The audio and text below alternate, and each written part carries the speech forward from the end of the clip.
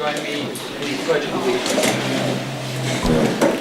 Pledge allegiance To the flag of the United States of America and to the republic for which it stands, one nation, under God, indivisible, with liberty and justice for all.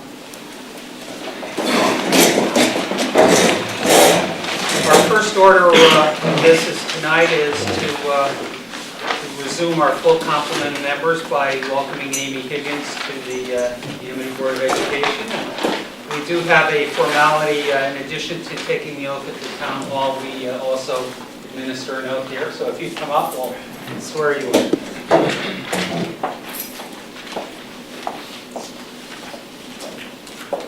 Would you raise your right hand?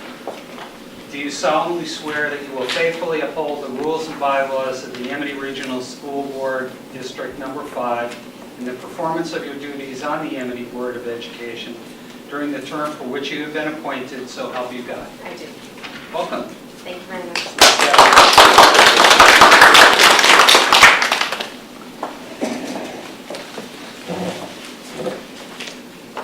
And Dr. Brady, we also have recognition of a Gold Portfolio Art Award winners. Yes. Could you give us some background on that? We've invited two students to the board meeting this evening.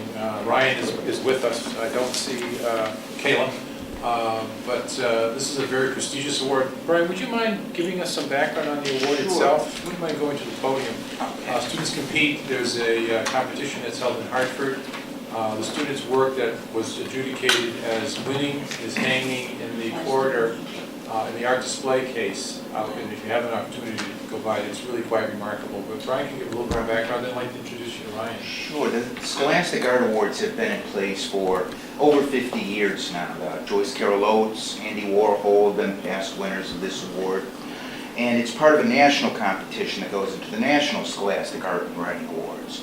Well, in the Scholastic Art Awards, each teacher at every public high school and middle school is allowed to submit the work of up to 4 students. We submitted 2 portfolios this year, and portfolios are the highest category of judging in this competition. They have categories in painting and drawing and single entries. But with the portfolios, each student has to comprise 8 pieces. They're matted up, they're prepared, they have to give an artist statement, there's recommendations involved, and it's a whole little package that goes together. This year, the Connecticut Scholastic Jury awarded the highest honor, which is a Gold Portfolio Award, to 49 students throughout the state, and 2 of them came here from Amity, and that was Kayla and Ryan Lemire. Kayla won it in the portfolio category, or the photography portfolio category for her digital photos, and Ryan won in the general art category, although he's also done a lot of digital work, drawing, painting. He's got a whole range of media that he works with here. He also won 2 special awards in recognition. There's almost $800,000 in scholarships awarded during this competition at the state level. And Ryan was awarded a Hartford Art School scholarship as well as a recognition award through the Central Connecticut State University in his portfolio. And I would suggest that you take a walk out to that central hall. The 8 pieces from each portfolio are hanging up there, plus some pictures of the event. University of Hartford is where the award ceremony is held. There's an exhibition that gets placed up through January into early February that's been taken down now from the university. Ryan and Kayla were lucky enough to be able to go to the award ceremony back at the end of January and receive their award. So it was a really nice recognition for their accomplishments in art and what they've done here through Amity. So, good job, Ryan. You guys have any questions on it? I'd like to have Ryan meet board members. Stand up and shake hands. Shake hands with board members. Congratulations. Congratulations. Congratulations.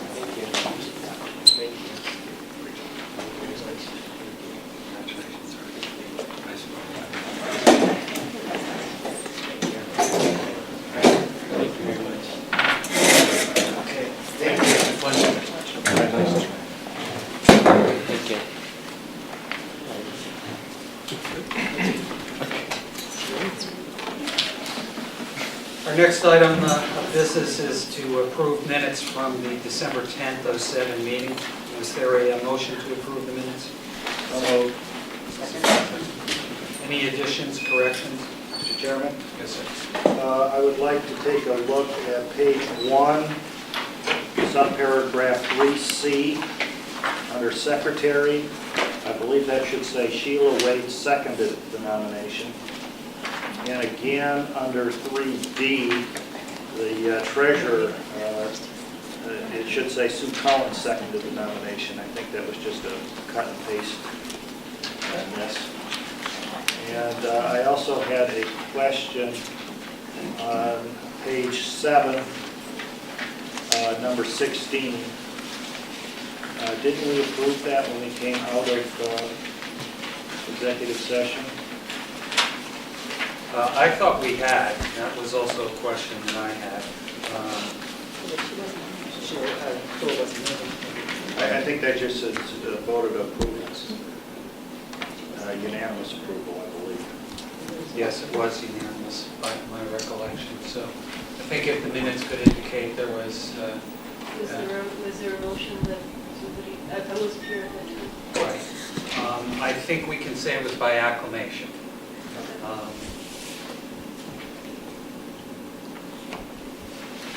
Does anyone else have anything else? I have Sue? page 5, under B, there's now, I think it should be now 60% participation, so just a typewriter. And then on page 6, I wasn't clear about the meeting calendar. And it wasn't clear to me what we finally decided on. Was it supposed to be on the next Monday or the following Tuesday? I read the minutes and I couldn't get, it wasn't clear to me what they were saying. We did agree to move that, the one for the October to October 20th, which was the first Monday. Is that what we agreed on? October 20th was in the motion. Huh? October 20th was in the motion. Oh, okay. Motion to, oh, okay. All right. I'm sorry, I didn't go that far. Okay, thanks. In the absence of any other corrections, I'll call the motion. All those in favor of approving the minutes, please indicate by saying aye. Aye. Anyone opposed? Any abstentions?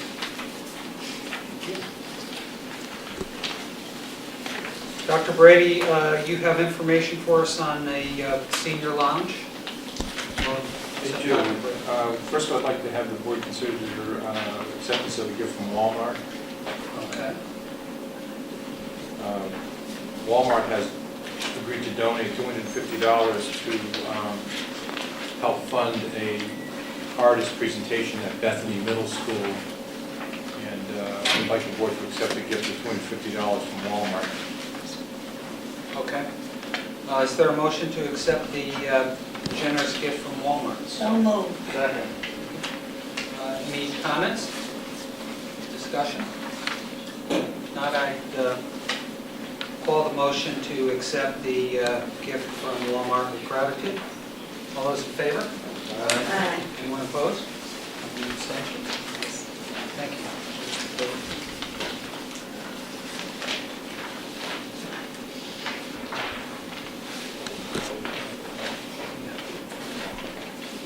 Dr. Brady, the CABE Award? Yeah, I think the minutes should show that the CABE person with the award was unable to attend tonight and would like to be on the March agenda. Okay, so we'll move that till next month's agenda.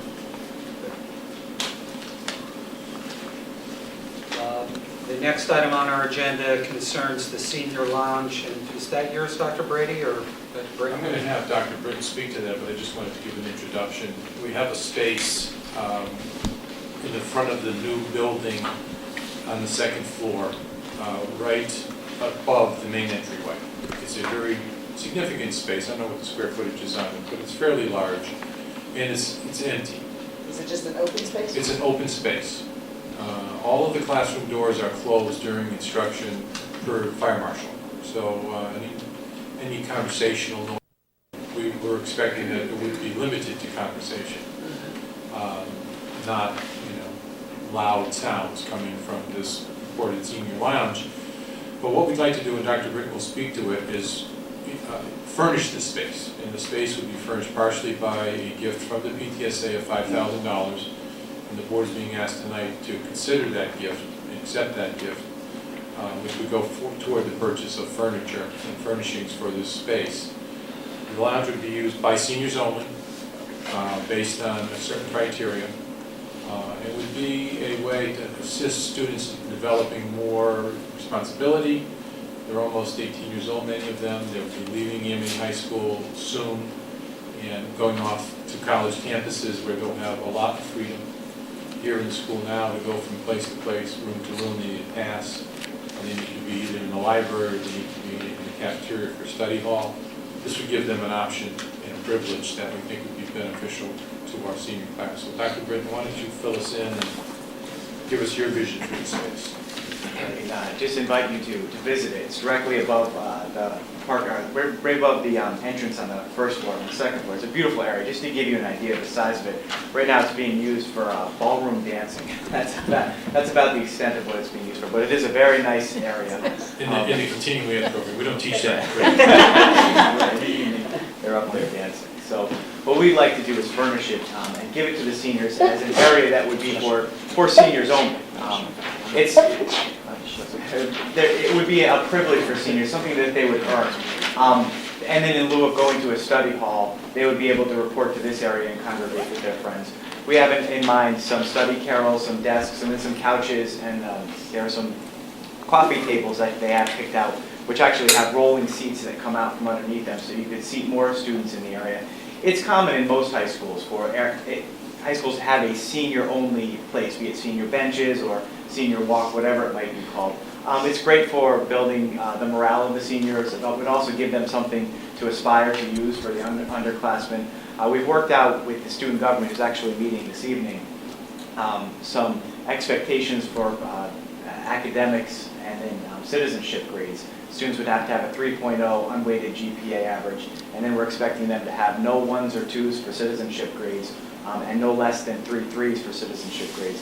And if they met those criteria, then certainly the seniors would have demonstrated that they're responsible and capable of taking care of an area such as a senior lounge. So if you accepted the gift from the PTSA, a generous gift, $5,000 donation, that would hopefully be enhanced with some funding from the student government, the senior class, and then the junior class, in which case the senior lounge subcommittee of the student government would then be able to go out and purchase some furniture so that we could outfit this area and give the seniors a nice place to enjoy. I have a question. 2 questions. Number one, will it be staffed? And the second question I have is, in terms of your criteria, isn't it a little unfair to the student who works very hard and is a very good student, but is only a 2.7 CUME because of whatever reason?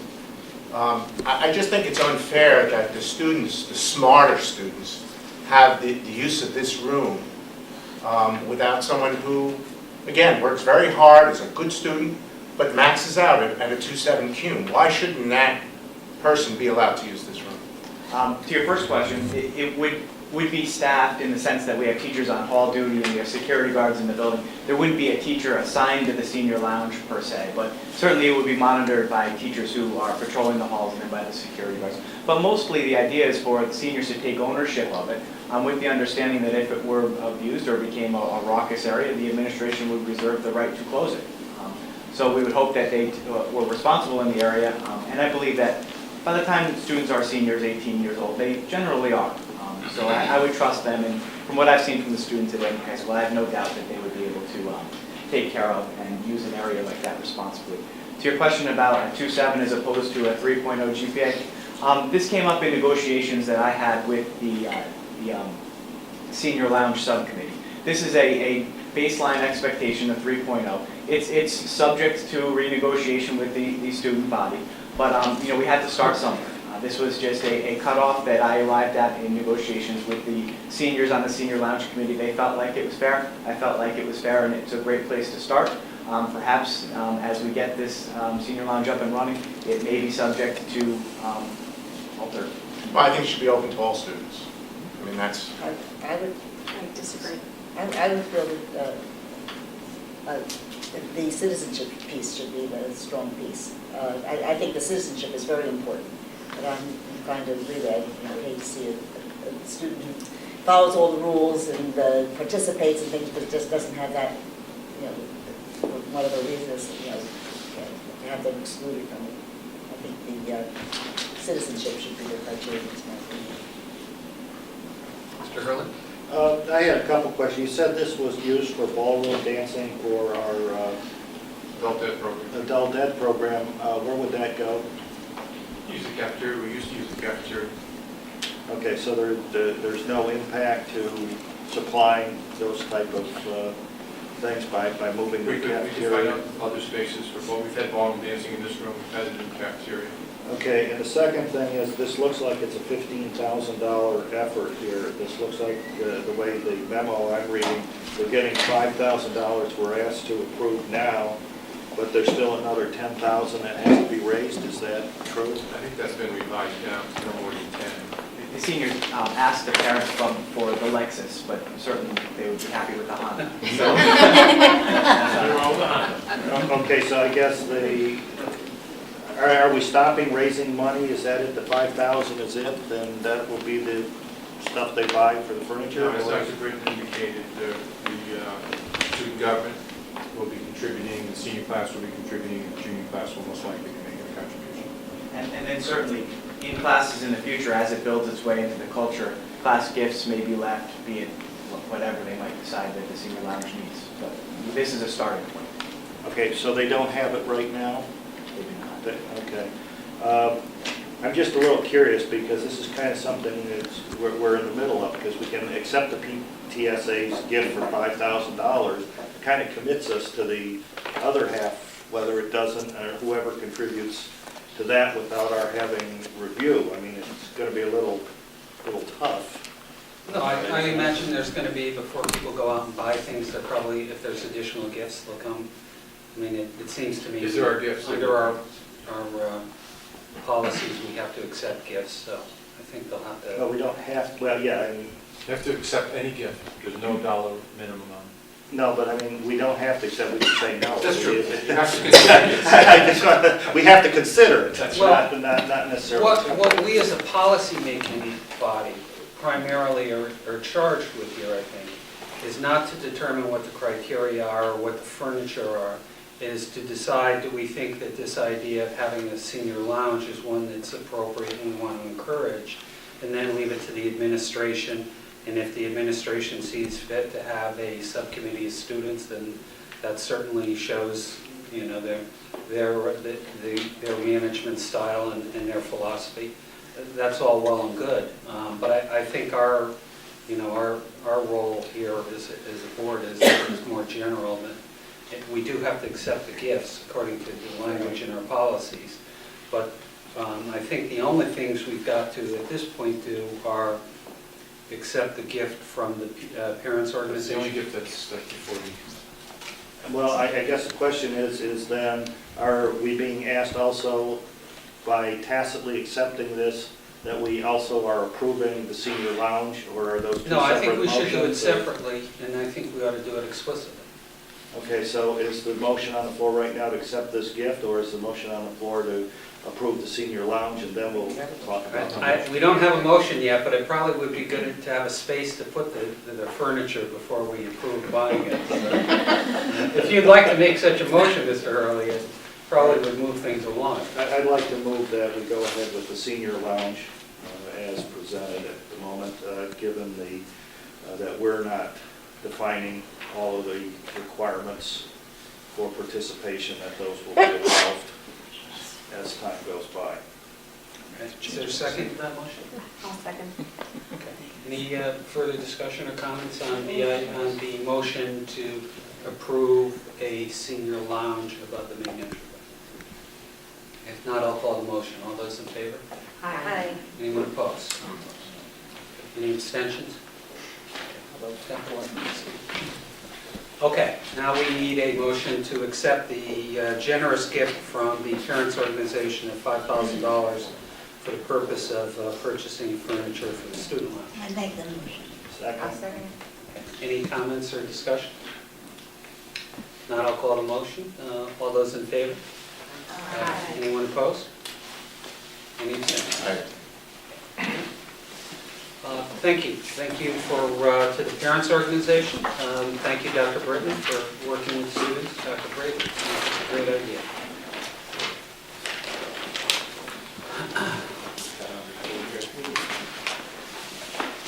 The next item on our agenda is public comment. If anyone has a comment, you're certainly welcome to make them.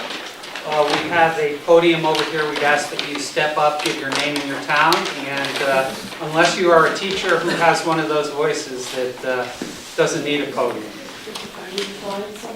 No, I'm not. Hello, Ms. Shinkman. Good evening. I'm Karen Schickman. I'm president of the Teachers Union here at Amity. And this time of year, I do this all the time. Later on in your agenda, last month, or the last time you met, you will be recognizing teachers that are retiring after many years here at Amity. And on behalf of the Amity Education Association, I would like to wish them well and hope they enjoy their retirement. And it's a bittersweet time because they put so much time in here, and they will be missed. Thank you. Thank you. Okay, we have one more item of business before we go on to the workshop on the budget, and that is we have to take care of a parliamentary concern, which is we had tabled a motion last month regarding an electric consortium, the possibility of modifying our contract with the electric consortium. And my understanding is that we are still gathering information on what other districts are doing regarding that. So we're not in a position to move forward on that tonight. But we do need to take the motion from the table and put it back on the table, apparently. So, Mr. Hurley, would you make a motion to take from the table the motion regarding the electric consortium? So moved, and it be applied next and come up next meeting. Is there a second to that motion? Second. Okay, any questions or comments? So we are taking the motion from the table. All those in favor? Aye. Anyone opposed? Okay, What was the last part about being applied for?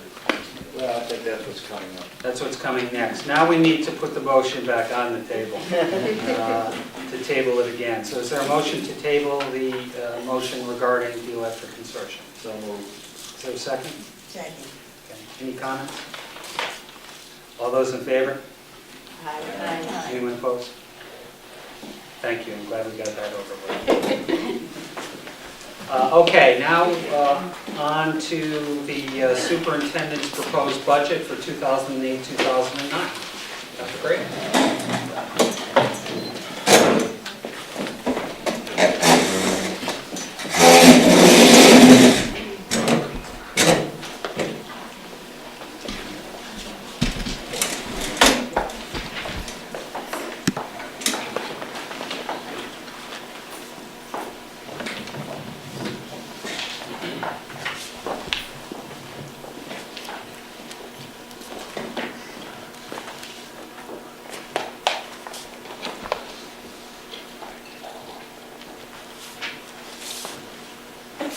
Thank you, Mr. Chairman, and good evening, members of the Board of Ed. I'm very pleased to finally be bringing the superintendent's proposed budget to the Board of Education after hours of deliberation and discussion with the Amity Finance Committee. And what I'm going to do is take you through basically a PowerPoint presentation, which is an executive summary of my proposal. And then once we're done with that, I want to get into the numbers a little bit with you, particularly the changes that have been made from my first presentation of the budget to the Amity Finance Committee on February 16th, where the budget request was at 3.31%, higher than it is currently in the current fiscal year. We're now at 2.56%, and I want to take you through each of the changes that were made to get us to the 2.56% mark. Obviously, our Board of Education. We really begin this budget development process in October when we put together our budget development book. We meet with all of our administrators. We lay out the groundwork and framework for how we see the needs of the communities from various perspectives, including the perspective of what kind of impact our budget will have on the three communities with respect to taxes. We look at our educational initiatives, our Board of Education goals, and we give very clear guidance in terms of just paperwork, the forms, the procedures, and the timelines that we need information back from department heads, from principals, from team and content leaders. And I would point out that this year our content leaders are new positions. These are positions that the Board of Education approved last year and have been very useful to us at our middle schools, and work very, very closely with our principals. And I'll be making a recommendation later in the presentation to address what we see as a need in that area. We go back and forth. We ask our administrators to come forward with their requests.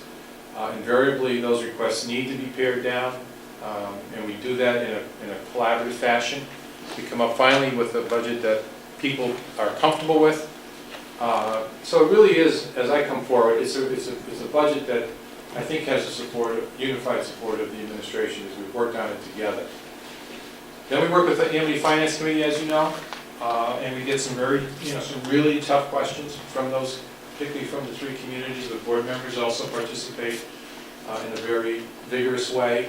And that's really where we get sort of what's happening in the communities perspective and what impact our budget request that Amity is going to have in the communities. And it's a very good give and take. We end up taking another hard look at the budget. We did just receive a unanimous approval from the Finance Committee earlier this evening. So we're very pleased about that, and we'll be moving forward, obviously, to the communities after the Board of Education's action. Once we're in the communities, I will take the board's budget and do a presentation similar to this in Bethany, in Orange, and in Woodbridge. We're already scheduled in Bethany for March 4th, and we'll be scheduling an opportunity to do that in Woodbridge and in Orange. The way I like to report on what's been happening in the school district from last year to this year is through the lens of the Board of Education's goals. The board has been very clear about its academic focus and what we should be directing our budget activities to and our educational improvements to. And one of those areas is in the advanced placement program. These are the highest level courses that we offer at Amity. And over the past 4 or 5 years now, we've really grown the program. We've gone from about 10 or 11 courses 4 years ago to currently our 19 courses are being offered in advanced placement. And because this has been not a phenomenon only at Amity, it's been a phenomenon around the country to increase the amount and number of advanced placement courses offered throughout high schools in this nation, the College Board, which is the organization that creates the advanced placement curriculum, has instituted an audit of these courses. They were concerned that high schools were calling courses advanced placement courses, but that they weren't really being true to the standards of the College Board. So they instituted an audit process, which was completed last year, and all of our 19 courses have met the College Board standards. So we're very comfortable in saying that these are true advanced placement courses. The board's goal included not only additional courses, and we added Calculus AB last year and Studio Art. And Calculus AB has been very successful. The number of students enrolled in Calculus AB exceeded our expectations. And according to the teachers teaching that course, the level of rigor in the course has increased from previous years when we did not have Calculus AB. We had Calculus 1, and a mix of students were taking that course, some of whom were preparing themselves for the Calculus AB exam, but the course wasn't truly being taught as a Calculus AP course. This year it is, and the feedback has been very positive. Another goal that the board has had is to increase the number of students not only taking the tests, but taking the exams and doing well on them.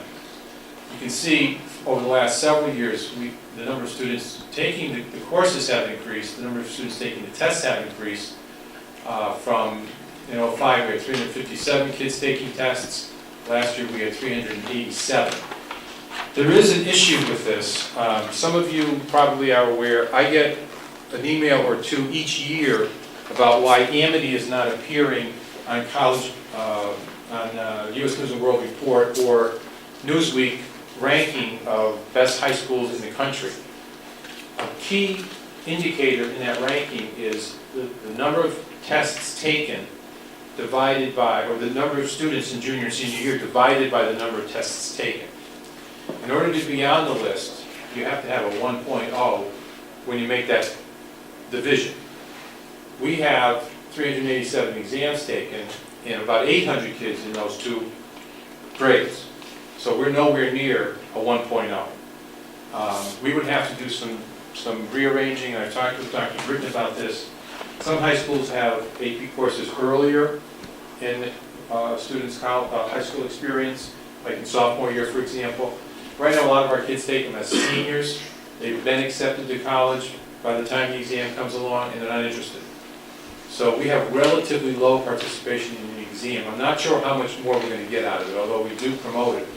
I'm not sure how much more I think we may be approaching the ceiling given the current structure. But we're continuing to look at that. Oh, I wanted to point out one other thing there. This Siemens Award, we were invited to apply for the Siemens Award because the College Board took a look at our scores in our science AP courses and our math AP courses. We have applied for it. It's quite prestigious, and we should be finding out within the next couple of weeks whether or not Amity is going to be recognized for that award. Another of the board's goals has to do with other standardized tests. This is the Connecticut Mastery Test, which we give to students in grade 7 and grade 8. We regularly exceed state averages. We did last year. We went up in some areas. We didn't go up in other areas. We went up in math, for example. On CMT this year, we did a full report of this in the fall to the Board of Education. We have an improvement plan which we're committed to, and we're anticipating some growth and some improvement in those scores this year. The students will be taking these tests in March. In terms of No Child Left Behind, the federal law, they look at the proficiency level, not the goal level. We're looking at goal and advanced level. The feds are looking at proficiency level. You can see the percentages of our students attaining proficiency in grade 8 and in grade 7, very high. On the CAP, Connecticut Academic Performance Test, which is given in 10th grade, again, we're looking at advanced level performance and goal performance as is the state. Our students again exceeded state averages. We had some mixed results again at the high school, and we have another vigorous improvement plan in place at the high school, and we're eager to see what the results are going to be this year. One indicator that was new this year, we're very pleased with, is if you take the number of students at advanced level on the CAP, that's level 5, this is the highest level you can get on the CAP. If you compare Amity to the 19 other districts that are similar to Amity in terms of socioeconomics, our school was 6th out of 19. That is students at advanced level on all 4 of the subtests, which is quite impressive. So our top students did very well in this particular indicator. Now proficiency again, which is the federal No Child Left Behind, above 90% in math, above 90% in reading as well. And No Child Left Behind only looks at math and reading. They're not interested in science or writing at this point. This year we've added tracking of the SAT testing program. 93% of the class of 07 took the exam. Again, above state averages. This is another one that fluctuates class to class. We were down a little bit with this class. We're watching it. We'll see what happens with this current class. But one thing Dr. Britton has brought to us and implemented is a uniform application of the PSAT program, which is the preliminary SAT.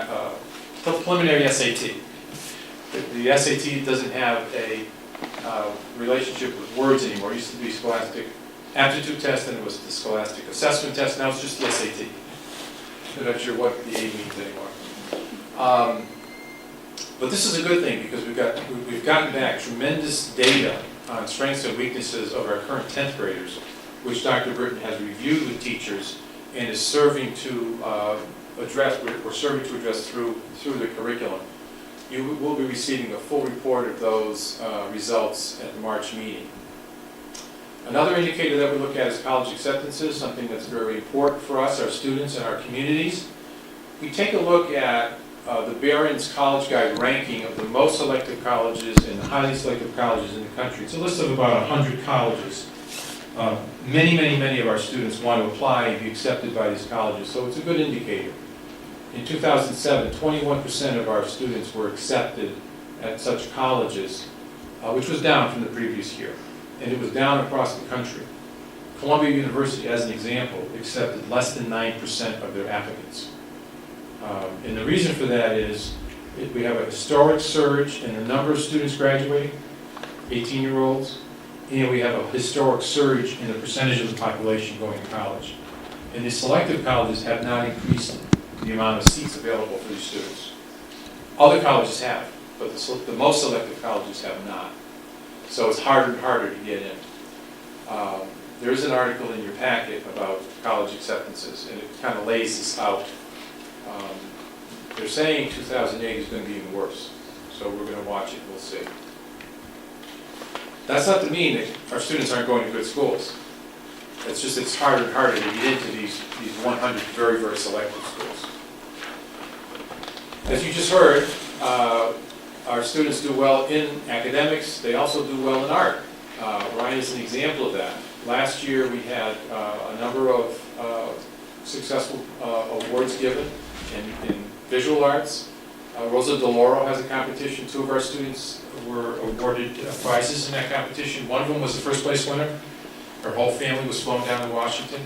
All expenses paid for a presentation, and the students' photography is hanging in Rosa's office and will be for the year.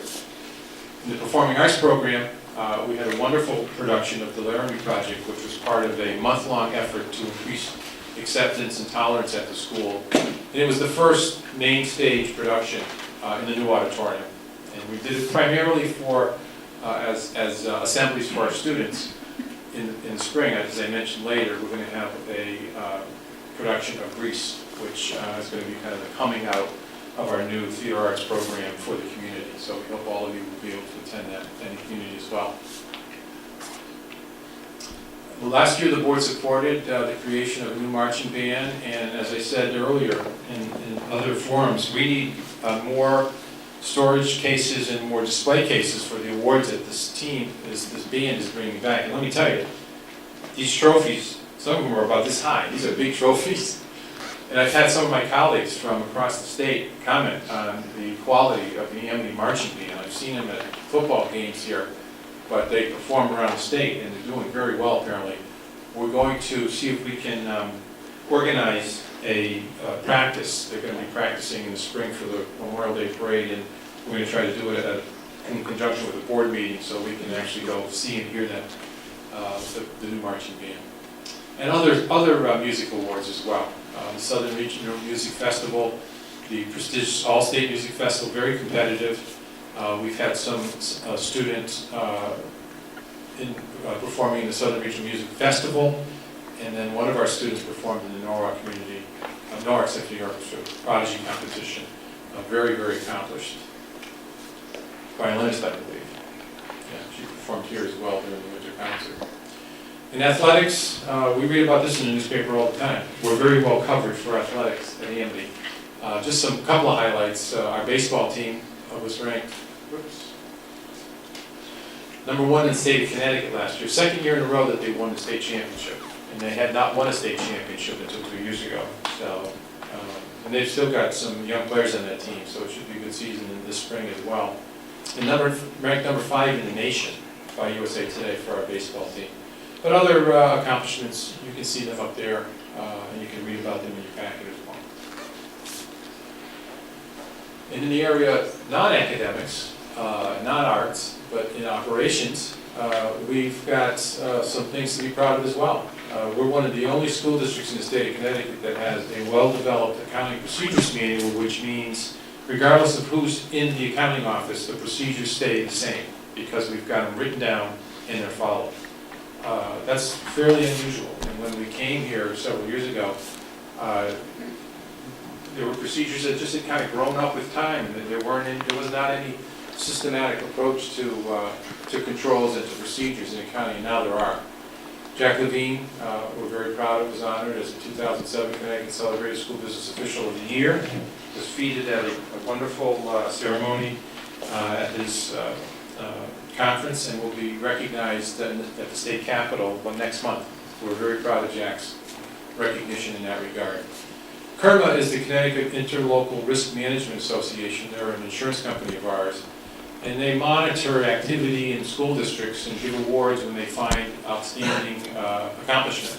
As some of you will remember, last year Amity got the Federal Indoor Air Quality Award from the EPA, and we went down to Washington to receive that. We were very proud of it. We followed up by a CIRMA award in the management of indoor air quality. Just recently, and I think there's a letter in your packet where I'm going to make an announcement about this. This happened since we put the budget together and presented to the Finance Committee. We've got the new Innovative Risk Control Initiative Award, which means they've really taken a look at how many of our employees are applying for workers' compensation and those kinds of things, and they've noticed a huge decline. And they've attributed to that to, and I think correctly, to a set of procedures that we've put in place since Jim Sides, our Director of Facilities, has come on board.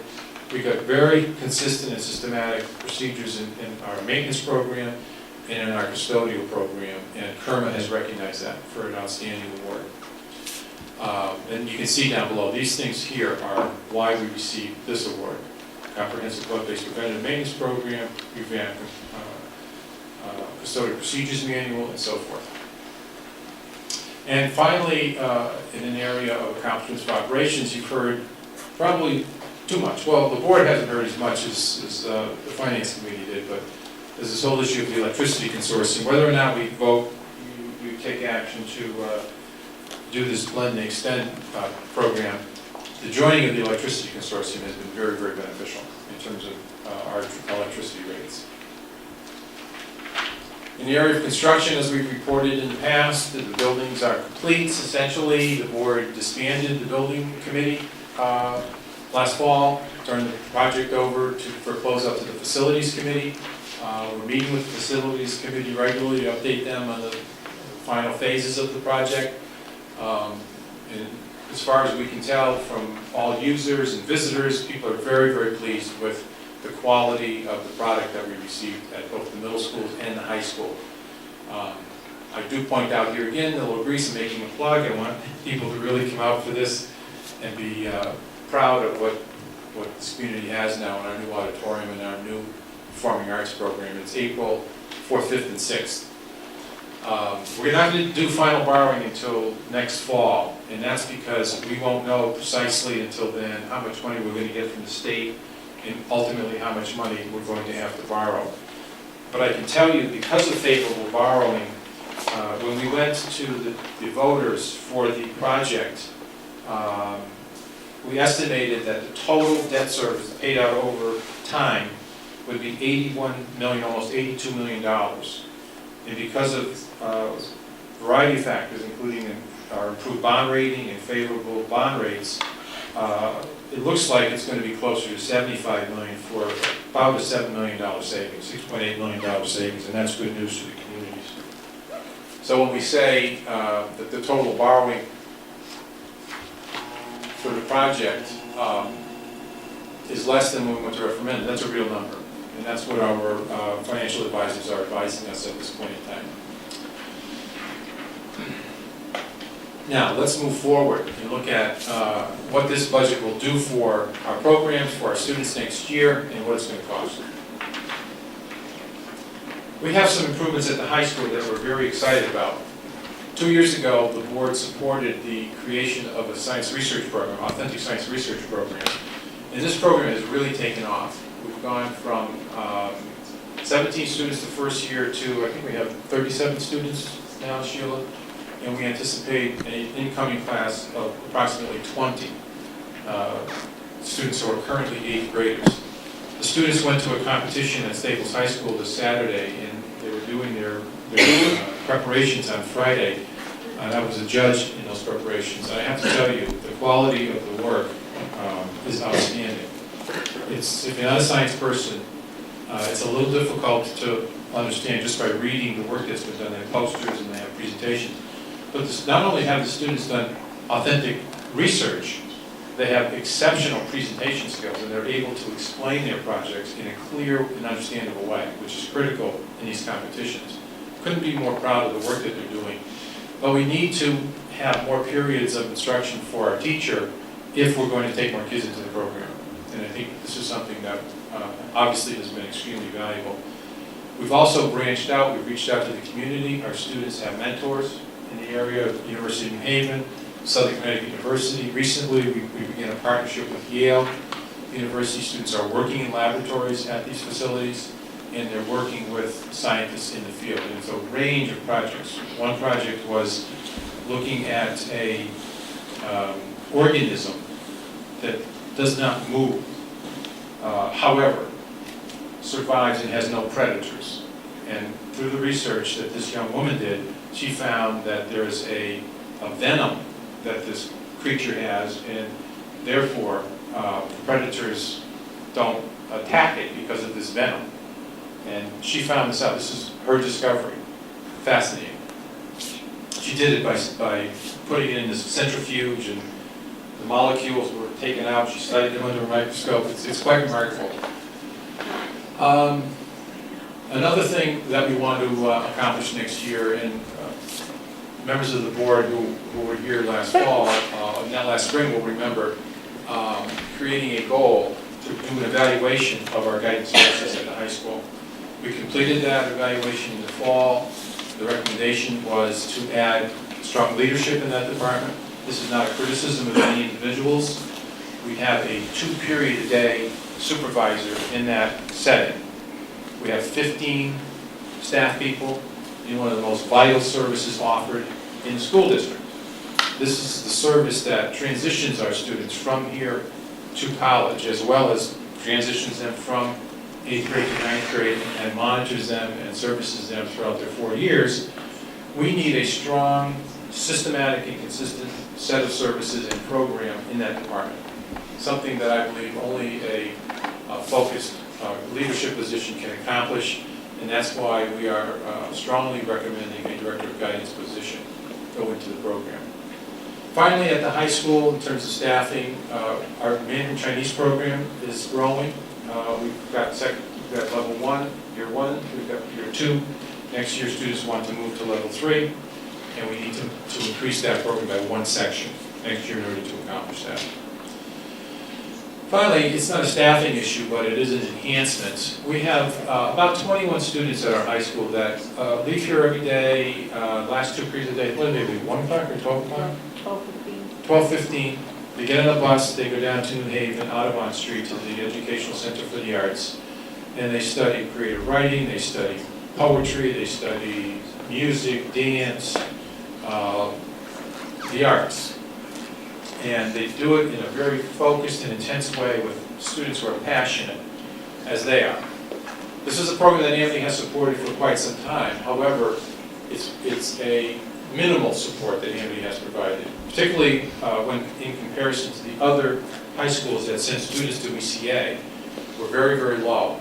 So the request here is that we increase our subsidy for these students from $3,500 divided by 21, which is less than $200, to $35,000, which would be about half of the tuition. The tuition is about $3,020.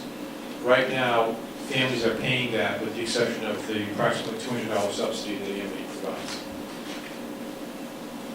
At the middle school, we would like to begin the experience our students have been successful with at high school by offering Mandarin Chinese, an experience with Mandarin Chinese at the middle school. Again, this is consistent with board goal.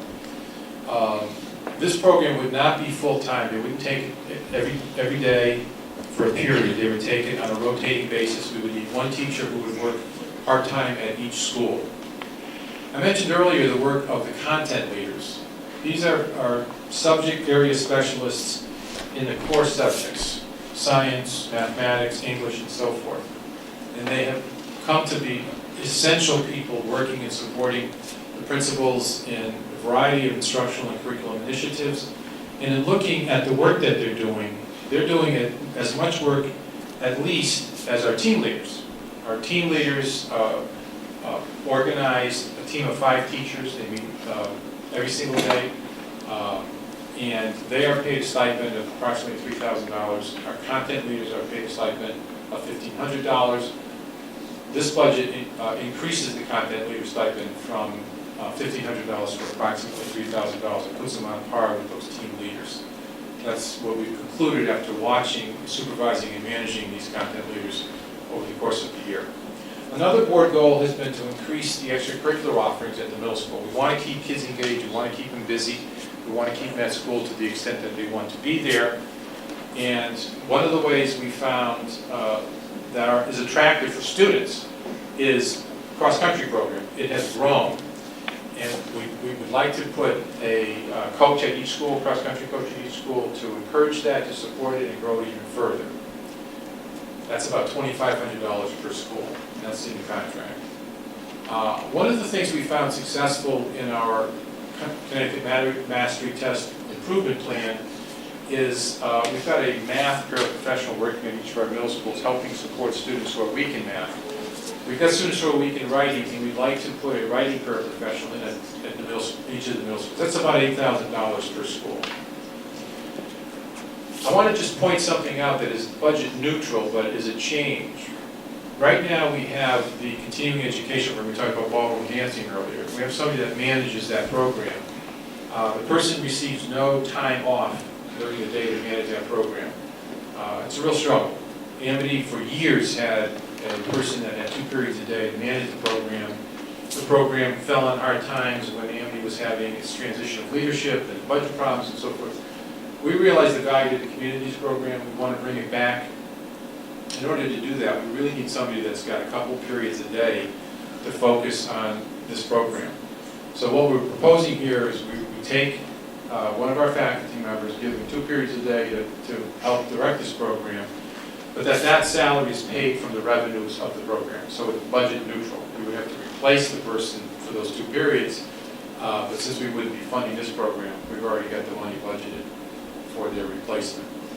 One thing that dawned on me as we were putting this version of the budget together, you'll see later that we have an increase in our number of students with special needs coming into the district from 6 to 7 with some rather severe needs. And one of the needs that they have is in the area of speech and language development. In order to meet those needs, we need to increase our staff in speech pathology. We have found a way to do it with grant funds. It's budget neutral, but it will add to the FTE. So I wanted to just point that out. This is not a budget issue, it's a staffing issue. And as I was just saying, in working very closely with our elementary districts, we collaborate very closely with them about the needs of students who are moving into 7th grade. We know which students can be served in Amity, what their needs are, what kinds of staffing we will have in place in order to meet those needs. And by the way, these are mandated needs that are required for us to provide through special education law, both federal and state.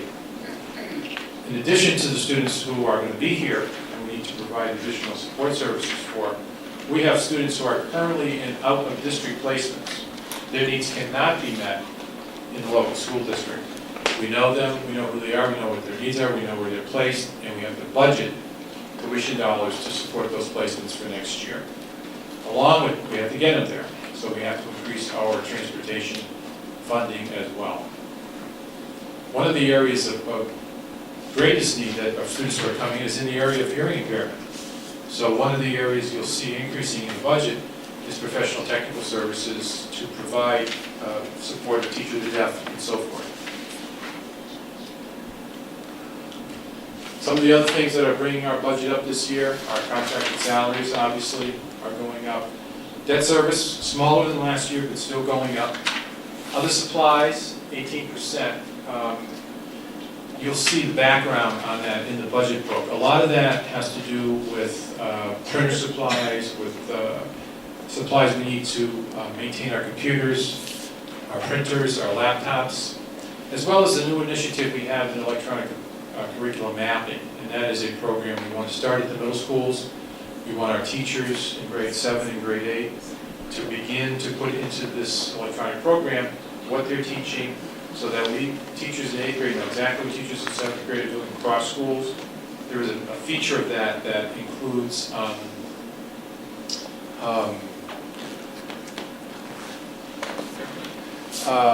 lesson planning that can be done online and shared. Lessons can be shared among teachers in both settings, and lessons can be improved. Somebody put a lesson online, they caught it, they give feedback on it, somebody else tries it, it worked, let's improve it.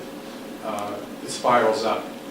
As everybody knows, prices for oil are going up, and we budgeted accordingly. Now, the good news, we have some budget savings which are going to offset some of these costs that I just talked to you about.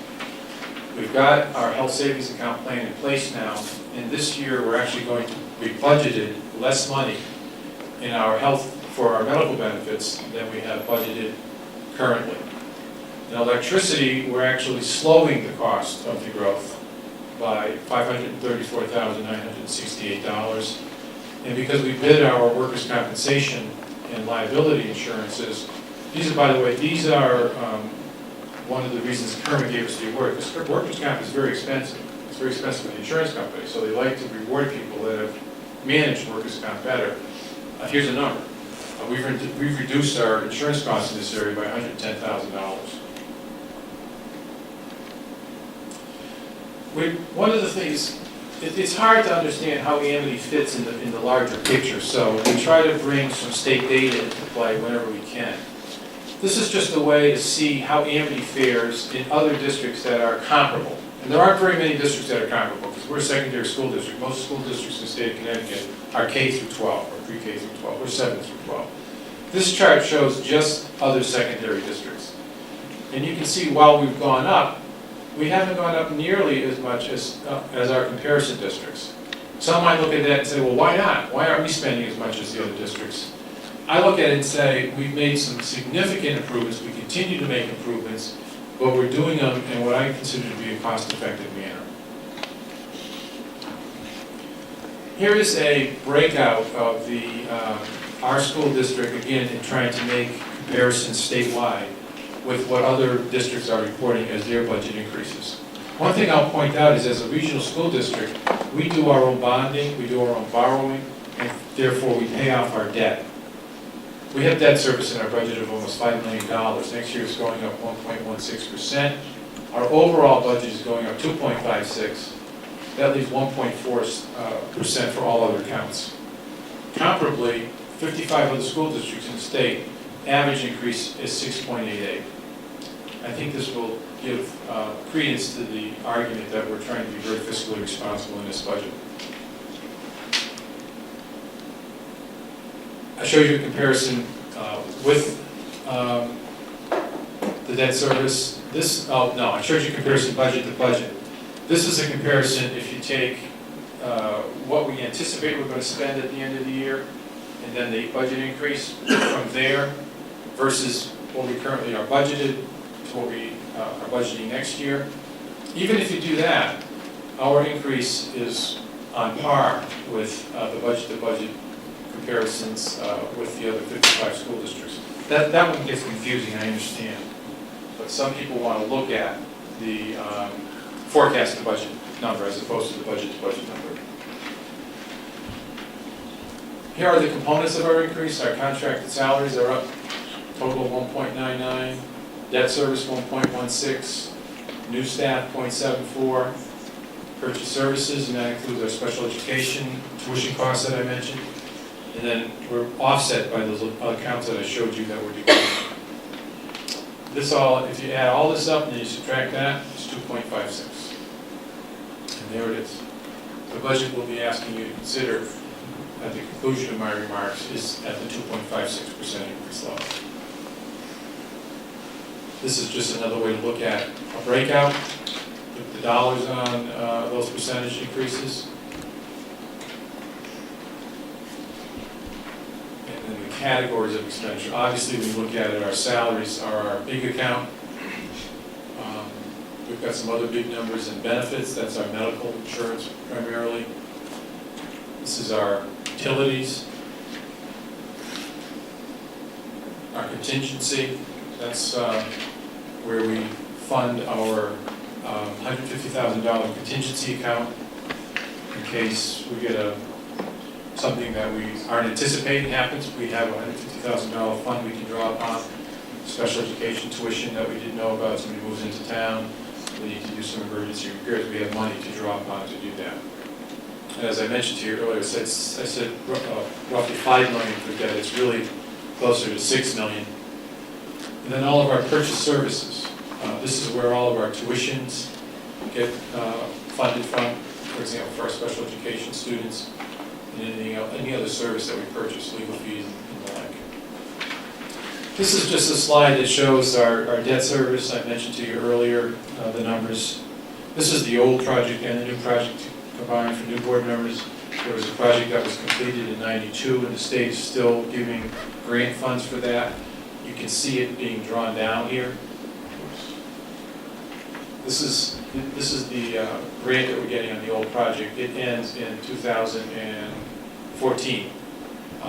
This is in our revenue number, because this is money we get directly from the state for that old project. And this is the old project by itself. And this is the new project by itself. And you notice we're not getting any state grants. The state has been giving us progress payments as we submit bills to them. This is our enrollment. You can see our enrollment's going up slightly next year, and this is based on actually counting the number of kids in 6th grade through 11th grade and moving them forward one grade. This is the most accurate way of predicting who's going to be in our classrooms next year. This is a very important slide because it shows the percentage that each town, relative to each town's enrollment, and it is the calculation that we use to determine what each town owes us for educating students from that town. The good news is, I guess, if you're just looking at dollars, for Bethany, the number is going down slightly. Last year it was 21.42, next year it will be 21.19. Woodbridge, similarly, going down 3.55 to 33.09. Orange up slightly, with Bethany going down, and Woodbridge going down, and Orange going up. The allocation goes up. It's just a reality. So, with the 2.56% increase in that average daily membership, or the number of students that you're sending us, this is what you have to pay next year.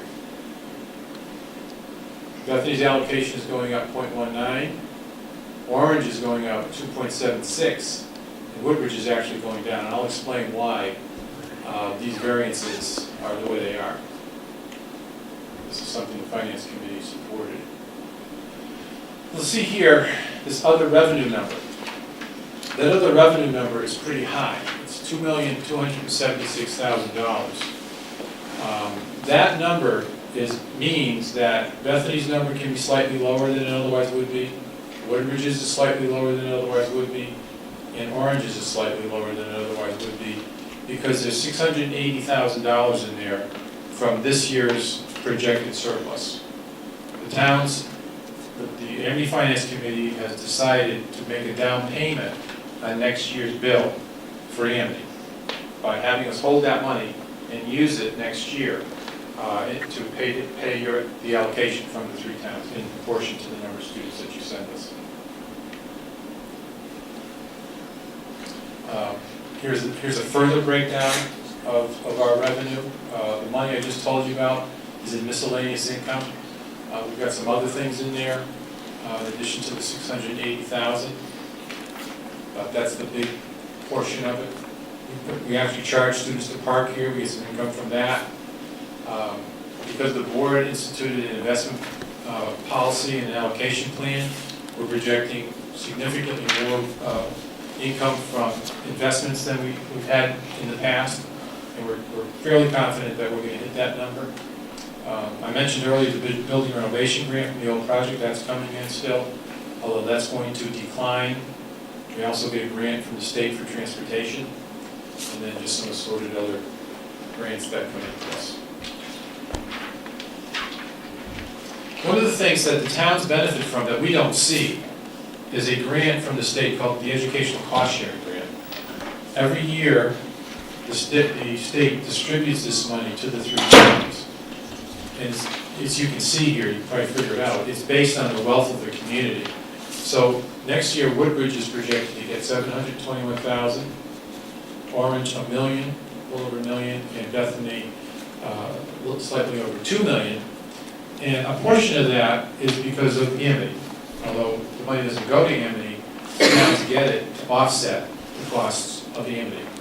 And it's important to calculate that when towns are considering the impact that Amity has on their budget. And one final slide here, we'd like to remind, and I will use this when I go on the road, over the past number of years, whenever we've had surpluses, we've returned a good portion of those surpluses to the towns. And they've used it to offset their tax increases, they've used it to offset their funding of Amity. This year, they voted for us to retain a fair portion of that so that we could apply it to next year's cost, and we're happy to do that for them. So that's why I'm comfortable saying that the plan is fiscally prudent and educationally sound. Now with that ends my presentation, and my staff and I will be very happy to answer all of your questions. I did want to just point out a couple of things in the packet before I end our, just bear with me a moment while I shut that down.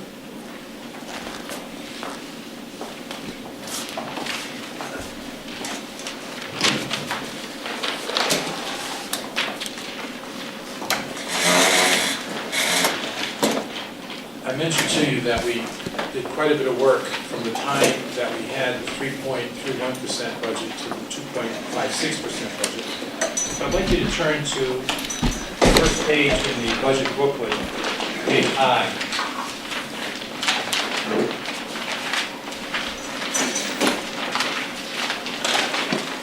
And then if you turn the page,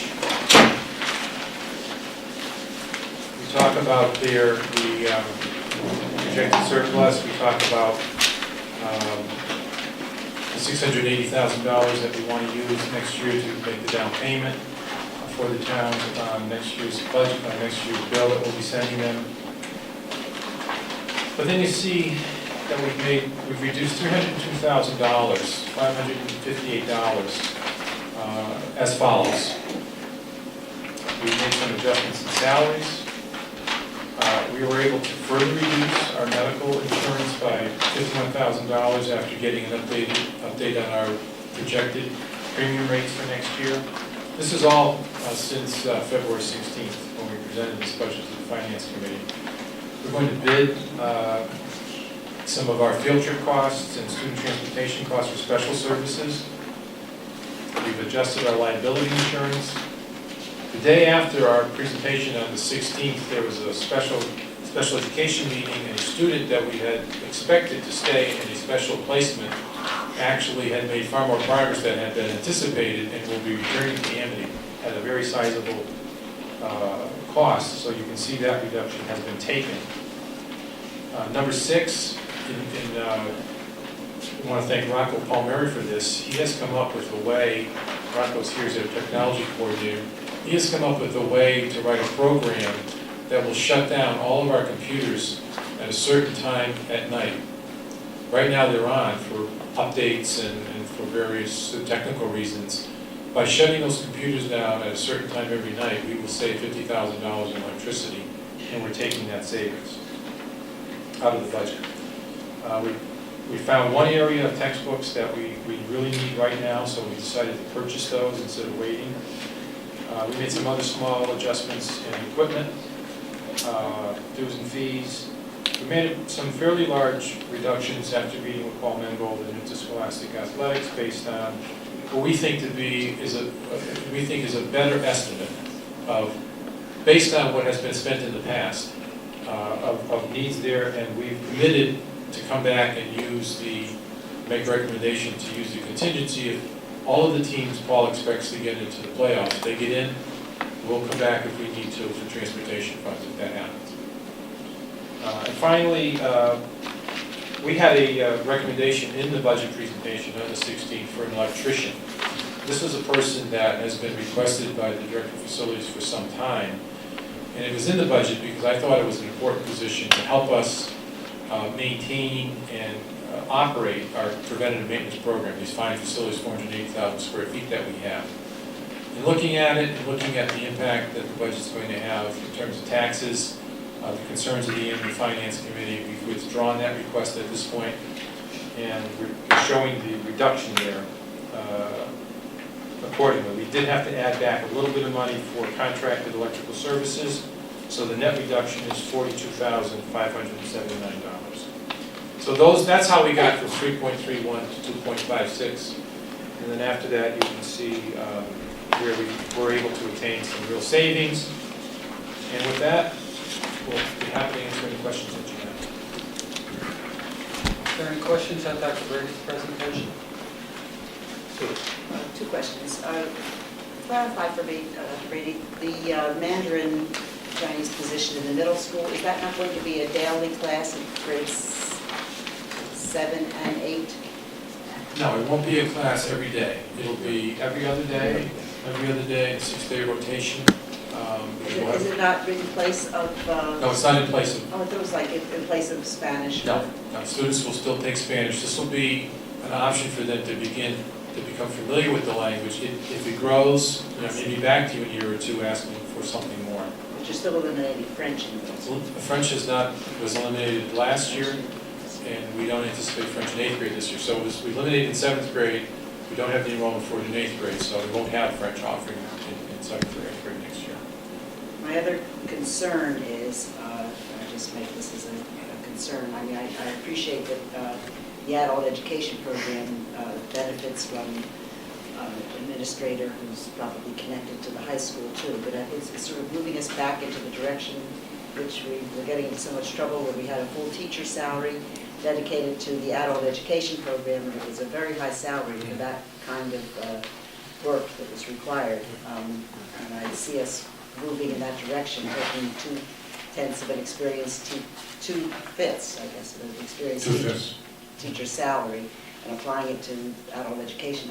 I looked at the adult education budget, and it doesn't, I don't know if it breaks even, it doesn't make that kind of money at this point in time.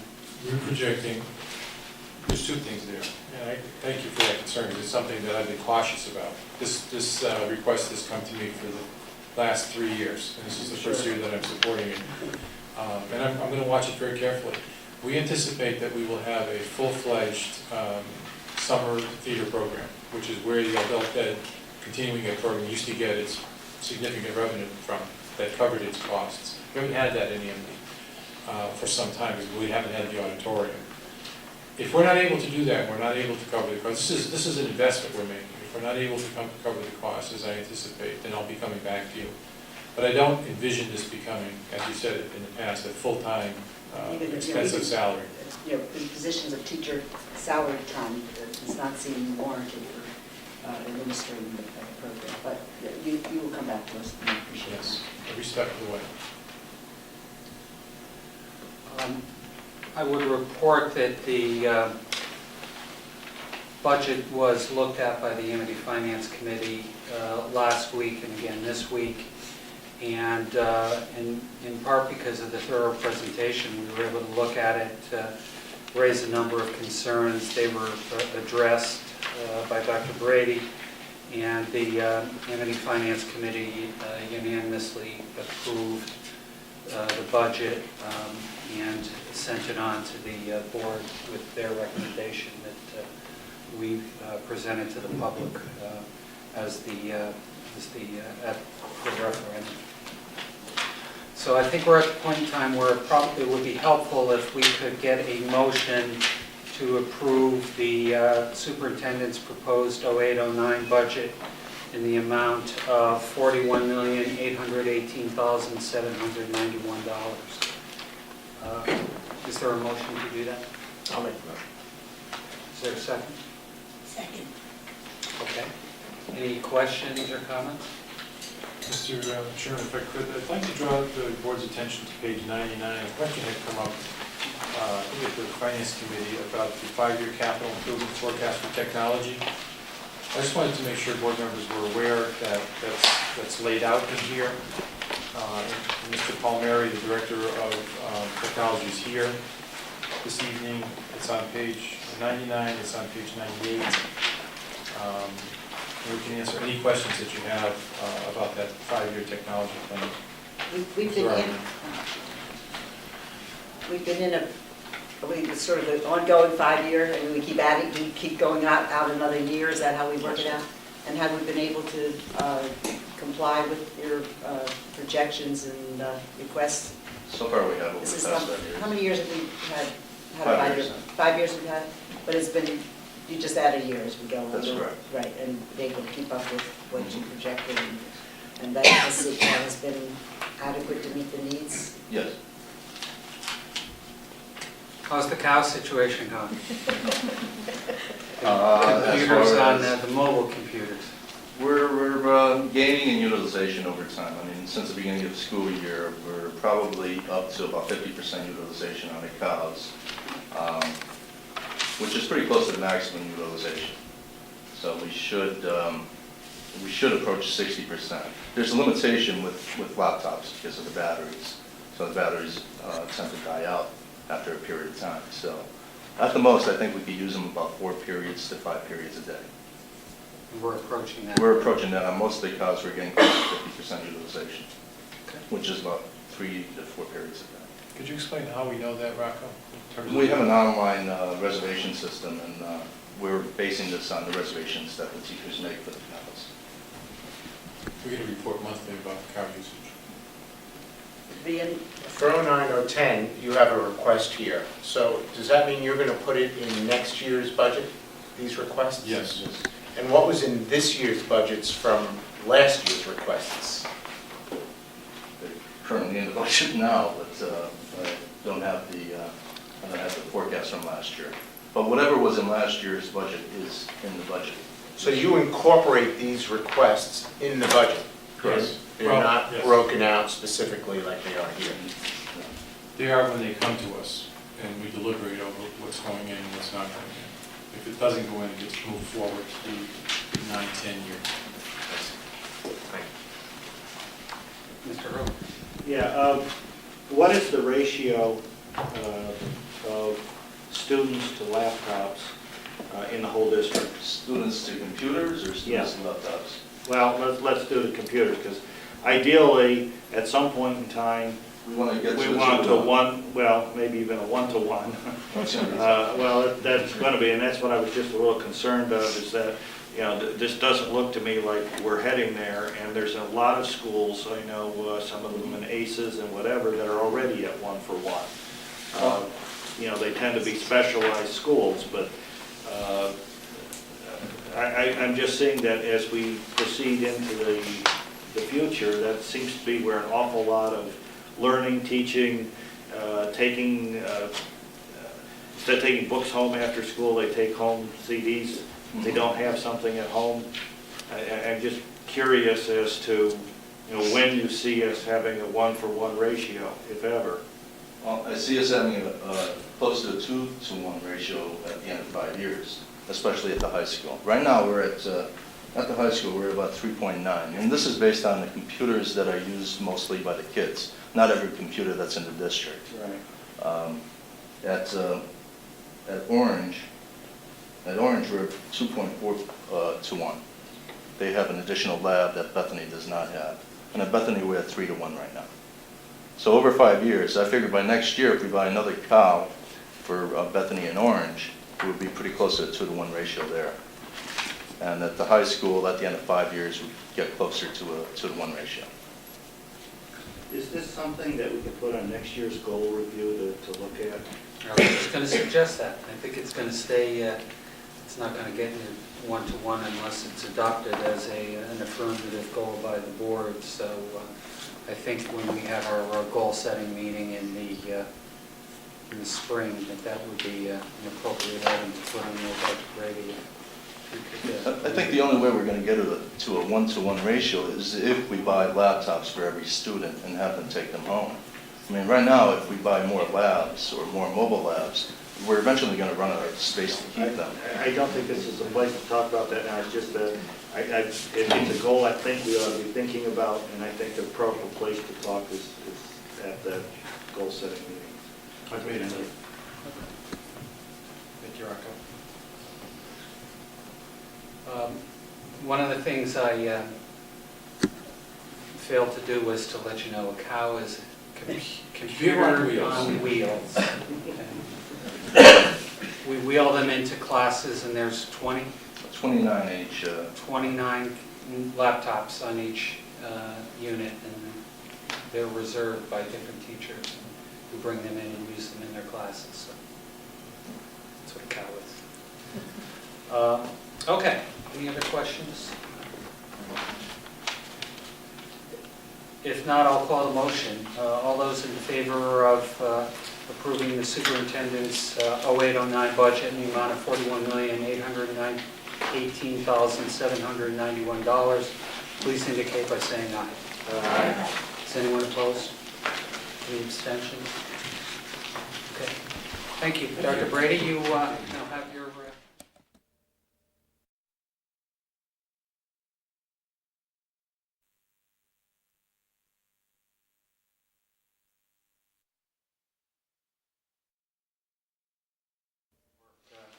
This document represents a tremendous amount of work and a tremendous amount of comparing needs to resources, so we appreciate all your work on that. So the next item we have to look at is the proposed school calendar, which is in your packets.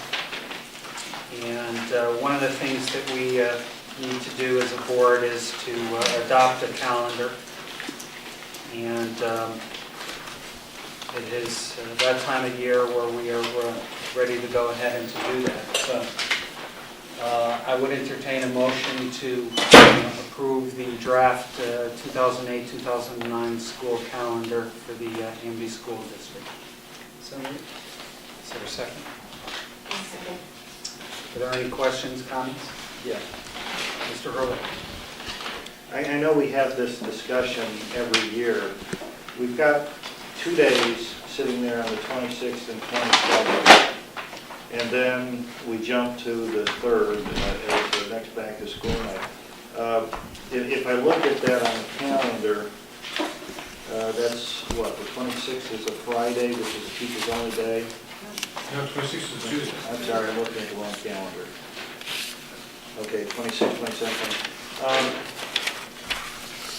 If we had pushed those days till after the Labor Day, which is on September 1st this year, that would push us to, what, 3 days later, from the 18th to the 20, 18, 19. It would push us to like Tuesday, the 21st, 22nd, 21st. I'm just curious, 22nd, whatever. 23rd. Whether or not that it would be in the community's best interest, and I know, I think this affects buses and other things, I think is what you're going to tell me. It But affects all three elementary districts as well as Amity. We have a unified calendar. So that's the reason, if somebody asks us why, it's because it's a unified calendar. Now, the only question I have is, can we ever break that unified calendar? I mean, it comes up every year to discuss it. Why would we want to push it off until after? Well, because a lot of people like to finish off their summer holidays in August, and then, they would start after Labor Day, which means We're that really they trying would to be... do it in a unified fashion because many families have children in both districts, an elementary district and Amity. And the elementary districts don't appear to have any interest in going after Labor Day. This Labor Day is early. The following Labor Day is late, I believe, the 09-010 year, or 09-10 year. So if I'm not mistaken, it's September 7th, Labor Day. So that's a year it wouldn't work, because that would just push us to the end of June. So it gets discussed, but it doesn't get traction. I haven't heard a lot of comments from members of the community. I mean, I think there's pros and cons on both ways of going with this.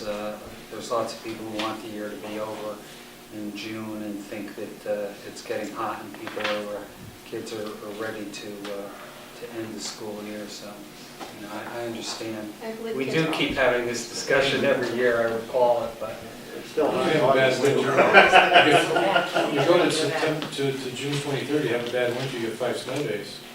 Yeah, I have a question on that. So for every snow day, it gets made up at the end, correct? There are no snow days built in. It gets made up at the end. And we show them there, but, Right, right, at the end. but if we don't have any snow days, we're out the 18th. If we have 1 snow day, we're out the 9th. That just gets added on. And the 182 school days, we've always had that? That's a board count, that's a board decision. You decided to have 182 school days. Probably didn't always have it. At some point in time, you made that decision. Right. Some districts have 185, some have 184. You have to have a minimum of 180.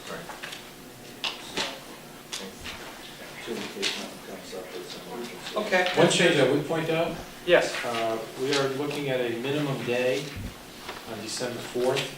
One of the things we found in the middle schools in the fall conferences is that we're not able to schedule enough conference time for the parents who want to conference with teachers. We have 1 evening of parent conferences.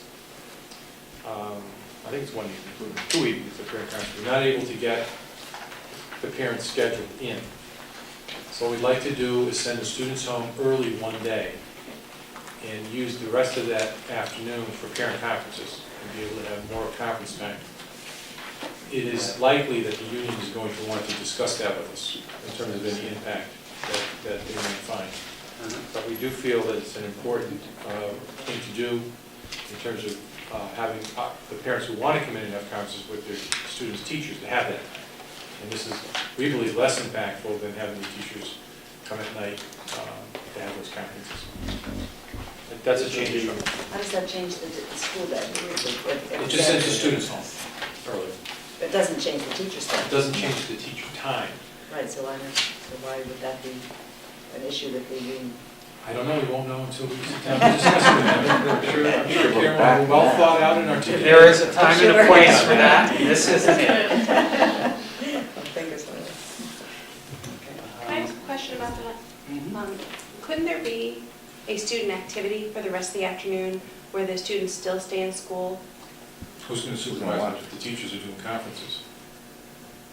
If there's a way to do that, I'm just thinking because all I know is that all of my friends who have kids that have to go pick them up half day are then burdened with finding some way to cover the children that are now home Yes. or have to take off from work. Yes. So as a working No, I understand. person, Yeah, that's a I always limitation. caution pulling an extra half day. That is a limitation. We could talk about this, but I can't think of a way to do something meaningful for 400 students when all their teachers are in conferences with their parents. They don't, because the classrooms are all being utilized for the conferences. We have basically have the cafeteria in the gymnasium. And we really would have a hard time coming up with something purposeful other than babysitting or just supervising them for safety for 2 hours. So we understand, and that's why we're very cautious about when we have minimum days. We just on balance thought that parents have asked for this. And the way the signups go, parents can try to get a conference on that afternoon who don't work. And they can go to the evening 2 conferences if they do work. There is flexibility there. But this way we just have more ability for more parents to come into the conferences. Can I just point out one other thing on this calendar? Yes, sir. Because this is another exception that we don't normally do.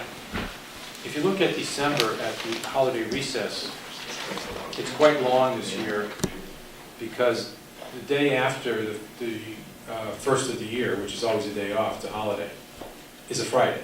It just doesn't make any sense to come back and have school in session on the Friday after being off for a week and a half. So we would like you to consider canceling that day as for school also, and that pushes the calendar back another day. Is that reflected in what you're showing? Yes, it is. All right, if there are no other questions or comments, I will call the motion to approve the draft calendar for the 08-09 school year. All those in favor, please indicate by saying aye. Aye. Is anyone opposed? Any abstentions? Motion carries unanimously. Thank you. Thank you. Dr. Brady, one other thing. In the high school now, for the juniors, they're going to be taking the PSAT, all that, what? Sophomores. Do we know? Well, sophomore, whatever. Do we know what day that's supposed to be? And what kind of impact that's going to have on this The calendar? second week of October. It won't impact the other students. So we will schedule around them. So it will be a regular day for the students who aren't taking the PSAT. Students who aren't taking the PSAT, just the way we did it this year, we'll schedule around them. So it won't need to have a late opening or an early closure. It'll be a regular day. The next item on our agenda would be announcements from the board and administration. Dr. Brady, you've got a I few have a items? list there, yes. I put it on an email, but I just wanted to remind you in person that we will be convening with the other boards from Bethany, Orange Woodbridge here at Amity on February 28th at 6:30 p.m. And for those of you who haven't been to a board's meeting, the format is the chairs of each of the committees will give an update on how their schools, districts are progressing, initiatives, and the like. Right now, we're planning to have Tom Mooney come. He's a school district attorney from Shipman and Goodwin, and he's agreed to conduct a Nutmeg Board of Education meeting. So we'll be looking for 2 volunteers from Amity to serve on the Nutmeg Board of Ed. If you've attended the Nutmeg Board of Ed at CABE, it's entertaining but very instructive at the same time. He comes up with real issues and helps board members work through those issues. And they're very likely issues that any board in the state of Connecticut, including this board, will or has confronted. So it really becomes quite a good training exercise. So we're looking forward to that. I mentioned earlier the Kermer Risk Management Award, and I want to thank particularly Jim Sisa and also Jack Levine for their fine work in getting recognized for that award. As I was talking about our college acceptances, I mentioned the article from the Times about that topic. If you get a chance to look it over, it's good information. It talks about what the seniors are going through and their families, and also about what's happening on the other side in college acceptance. And our students are confronting that. This is real information. Some of you may have already heard an announcement or oh, by the way, on that one, we are going to have a recognition breakfast for the custodians and maintenance staff on March 24th at 9:30 a.m. You're invited to attend. Administration will be participating in that breakfast as well. We thank the staff. The empty bowls. One board member reminded me to make sure that board members were notified and encourage. It's not until April 10th, but it's a really wonderful activity, fundraising. Fight hunger. It's here at the high school at 6 p.m. on the 10th. We'll send you another reminder closer to the time. A couple of other things that I didn't put on the list there, but I did want to mention. I don't know if any board members who were present want to share. A number of us attended the secondary school forum that was held recently at ACES to hear from the State Department of Education about their plans to reform secondary education in the state. And they went through their proposals, which include changing graduation requirements, making the minimum go from 20 to 24, making 2 years of world language a requirement, and a host of other things, including a mandatory senior project. We're talking about, they didn't really say they were going to eliminate the CAP test, but they would be adding end of course examinations in Algebra 2, for example. Algebra 2 would become a required course, which every student would have to pass to attain a high school diploma in the state of Connecticut. So there was a very lively interchange. A lot of people had comments. A lot of concerns around some dollar signs. That it would take a lot of support to get a fair number of students proficient enough in Algebra 2, for example, to be able to get a passing grade in Algebra 2, and questions about where that funding would come from, as an example. And there weren't a lot of answers on the funding front. So this is something that will be taken up by the State Board of Education later this spring, I believe, and could be enacted as soon as the next legislative session, with full implementation, I expect, I think, for 2013-14.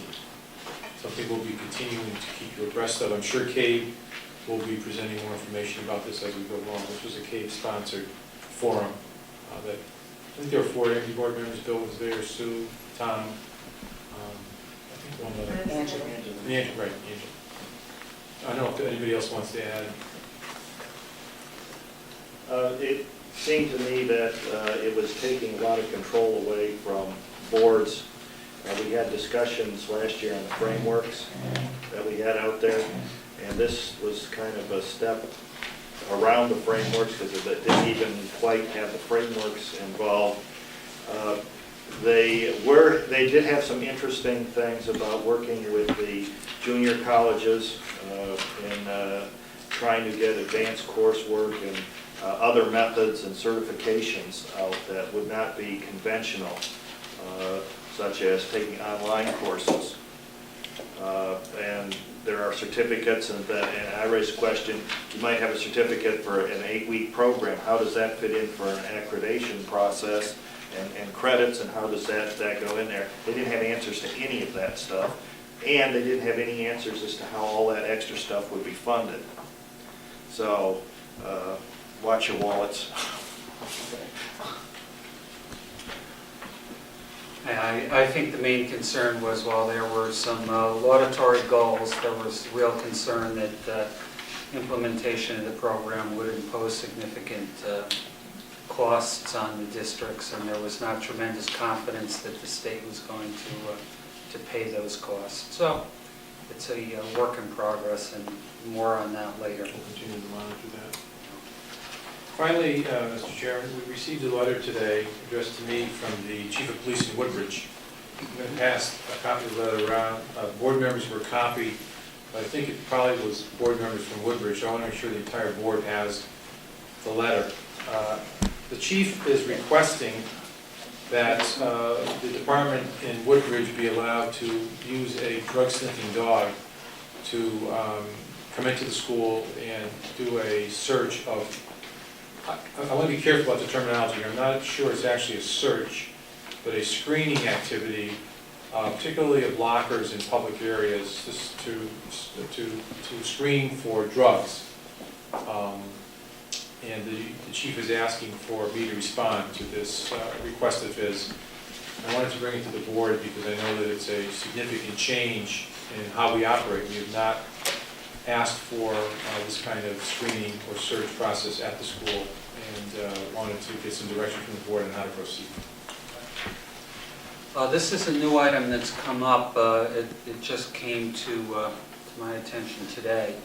So what I've asked, I've talked to Ms. Cohen, the chairwoman of the policy committee, and asked that the policy committee at their next hearing, at their next meeting, take a look at this issue. And I've also asked Dr. Brady if he'd get some more information on whether, on the, not only our history over the past few years in terms of what we've had in terms of situations involving drug use by our students, including arrests, and so that we can attempt to determine if there's any pattern, and also if we could get some information on how widespread this practice is and what's going on in other districts, so that we can make an informed decision based upon evaluating a number of issues, namely, do we have a significant issue that needs to be addressed, and not what's the how we should respond to the request. So I think if we get some more information and the policy committee takes a look at it, we'll be in a position to respond. I might ask too, if as you're gathering that information, if you could get from the chief better articulation of the benefits that he sees in the plan.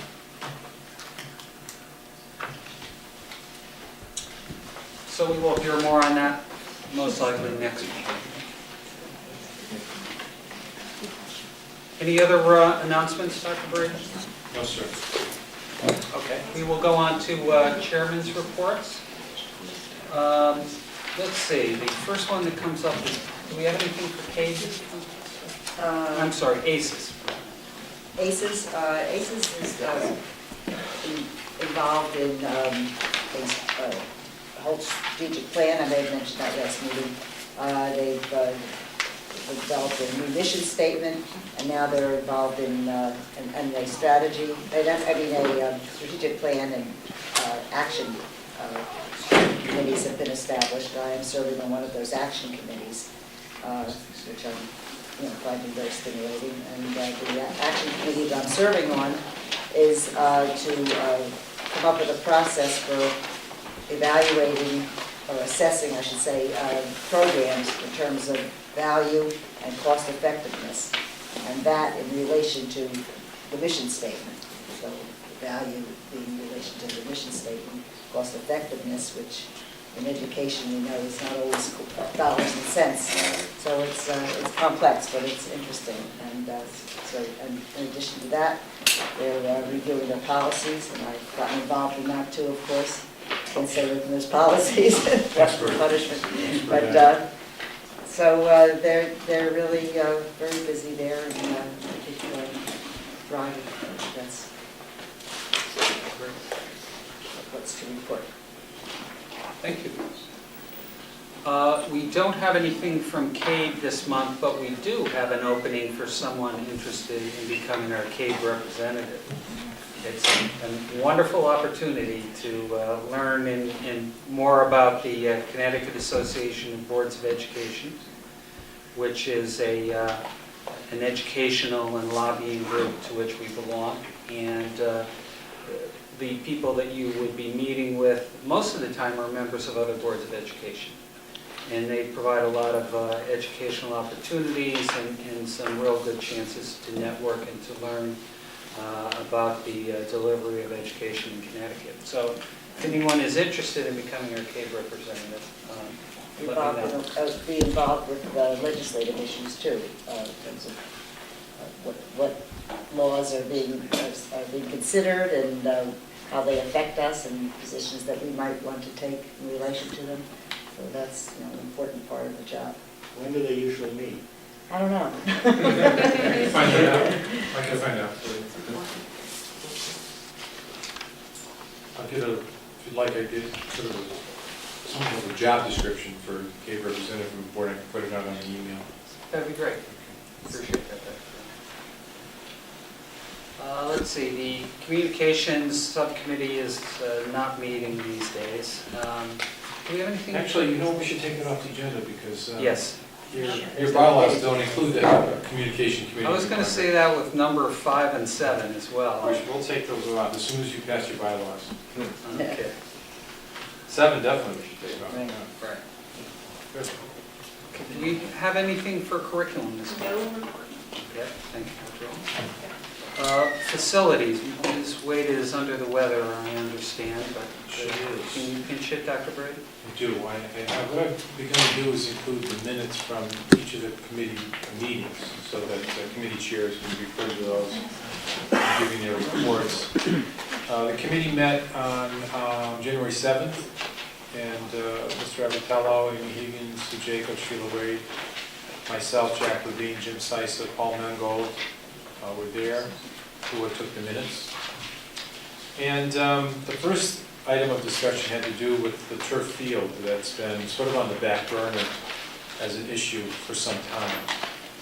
We did have a consultant come and take a look at the field. They did some core samples last year.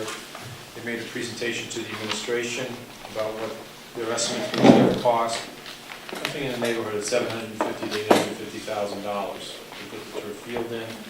The committee discussed what the current status is of the health questions that have been raised.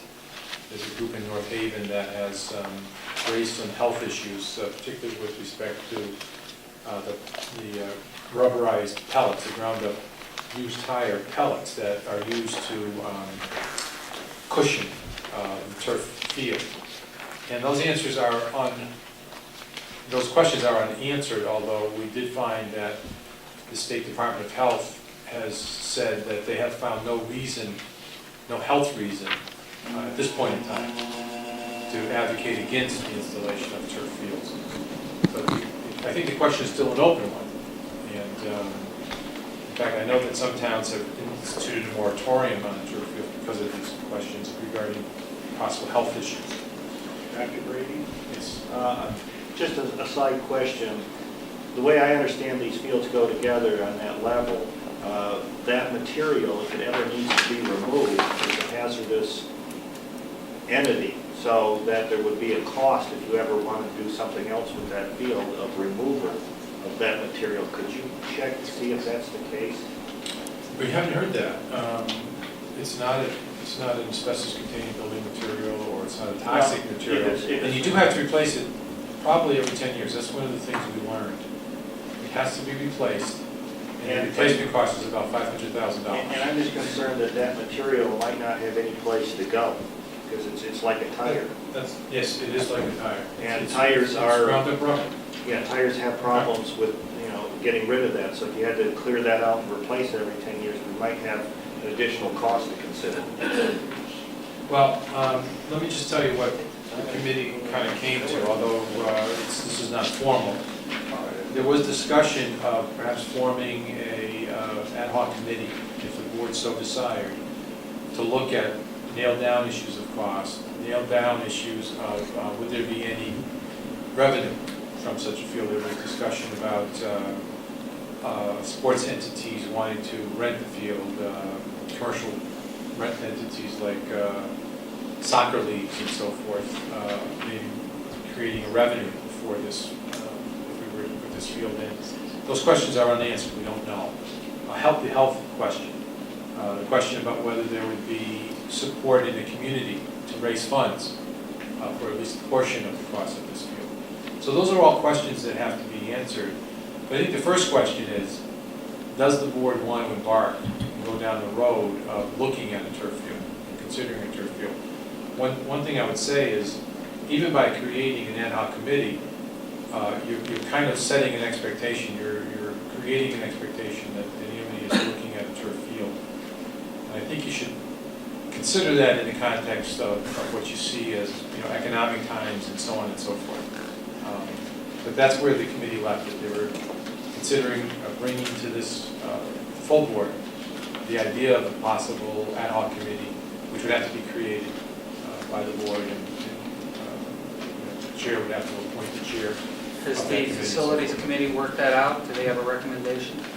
The board might consider forming an ad hoc committee of board and community members to do more research on the proposal and make a recommendation. So it's kind of an informal recommendation that the board might consider. But I think they're going to have to make a recommendation, and then I think the board will be in a position to, yeah. We'll be having a facilities committee in the not too distant future for some other issues.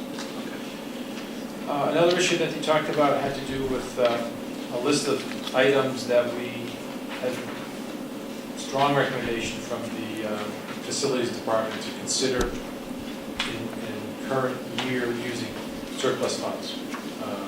One item, for example, was a walkway that we'd like to create for students in the back of the school to get from their cars to the school. Right now, there is no walkway. Consequently, students are walking in the parking lot, which is a roadway, for parent drop-off in the morning. We'd like to separate that. That's a $65,000 item. And we thought, we brought to the Finance Committee the concept of using some surplus funds for those projects, and found that there wasn't a lot of support for that. So at this point, we've withdrawn those, although the Facilities Committee did support them. We're watching very carefully the construction budget, because we're still managing some closeout items. If we had funds there, we may come back to the Facilities Committee and make some recommendations for alternate funding. We're still trying to work that out. We went over the 5-year forecast with them, which is in your budget packet. We talked about the generator at that point, which has since been taken off the list because we found that Orange and Bethany have no need for Amity to be having energy in the event of a community-wide crisis. They have their own shelters, although Woodbridge has identified Amity High School as a shelter. We've notified the first selectman in the police department that we can't serve as a shelter because we don't have a sufficient size generator. So that stimulated some efforts on their part to find ways, perhaps grant funds and so forth through Homeland Security, to be able to provide such a generator. And Jim Sisa has been working with the police department because they have a smaller generator. We won't get into the details, but we're still looking at a way to help the community, although it wouldn't be in the Amity funding. There may be other ways of doing that. So that was about it. The final item has to do with some discussions we're having with the architect and the engineering firm being Zelm around how they have designed some ventilation systems in specific spaces, particularly ventilation systems. Middle school, Orange, in an office area with very loud ventilation, and in a technology classroom with very loud ventilation, too loud for instruction. At Bethany, in the library media center, too much air is going into the space, not enough's being taken out, and very loud vent in a office area, so loud that the office is unusable. In addition, this room needs heat. And it should have been designed in, it wasn't. They thought there was a heating coil, and so they thought these vents were for heating and cooling, they're just for cooling. And we need some additional heat in one room in the old presentation room. As you know, the room was divided and an office was put in there. There's no heat put in the office. So we're working with Van Zel, we're working with SLAM. We've gone back and forth. We've had a meeting with them. We've laid out our concerns. We're awaiting a final reply from them before we come back to the facilities committee. But we're watching it very carefully. That was it for the facilities committee, Mr. Chairman. Great. Thank you, Dr. Brigg. Mr. Levine, looks like it's time for our finance report. There was a policy committee. Policy is at least on our calendar for after that. Good evening. Good evening. May I begin? Please do. Thank you.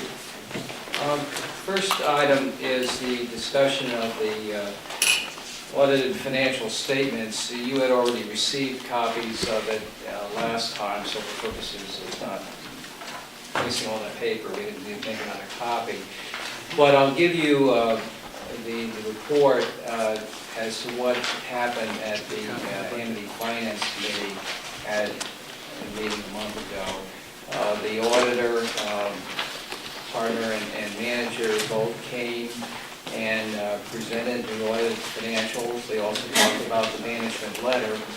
And I think it would be fair to say that the auditors reported that everything was being done properly. Pleased to say that we had a very good management letter and just a few minor things that they brought up. And this was a big turnaround, I think, from just a couple of years ago. I'd like to give much of the credit to Terry Loomis, who is the finance manager. Many of you have already met her. Terry, wait to say that we know.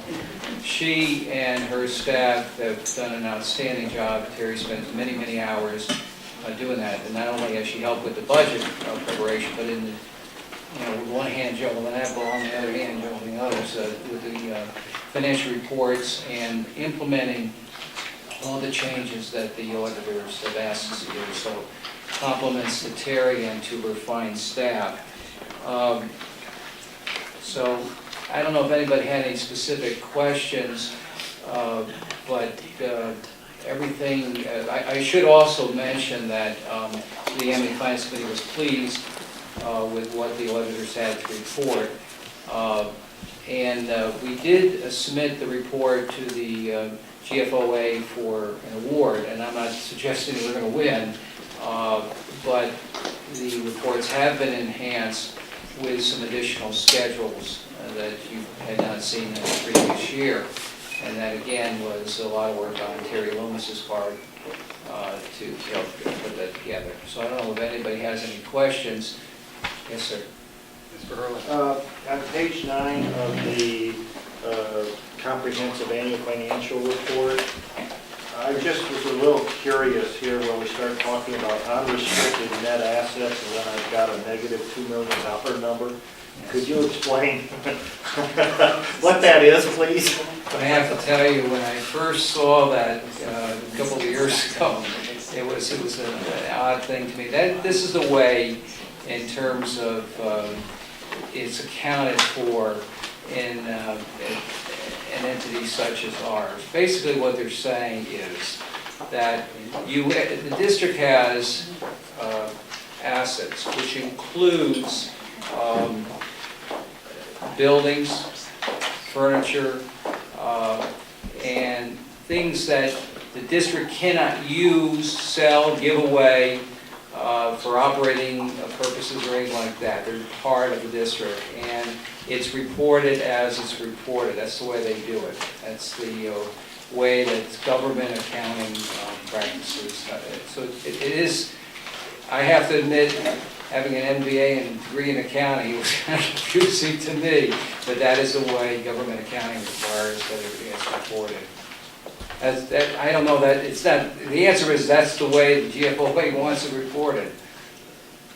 I guess my question is, what does it mean and what significance of it? I mean, Well, it shows up fairly prominently throughout the entire report, every place that particular one pops up, and I wasn't able to make head or tails out of what was Show me, give me the page difference that it happened. It's on page 9, it's mentioned again on page 11. You're talking about the total net assets.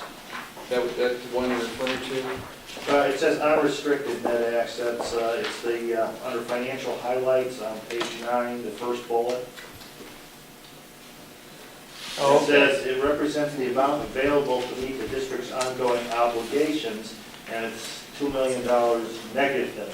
That didn't make a lot of sense to me, and I would suspect that the chairs and stuff would be a restricted asset that you can't just get rid of or lose.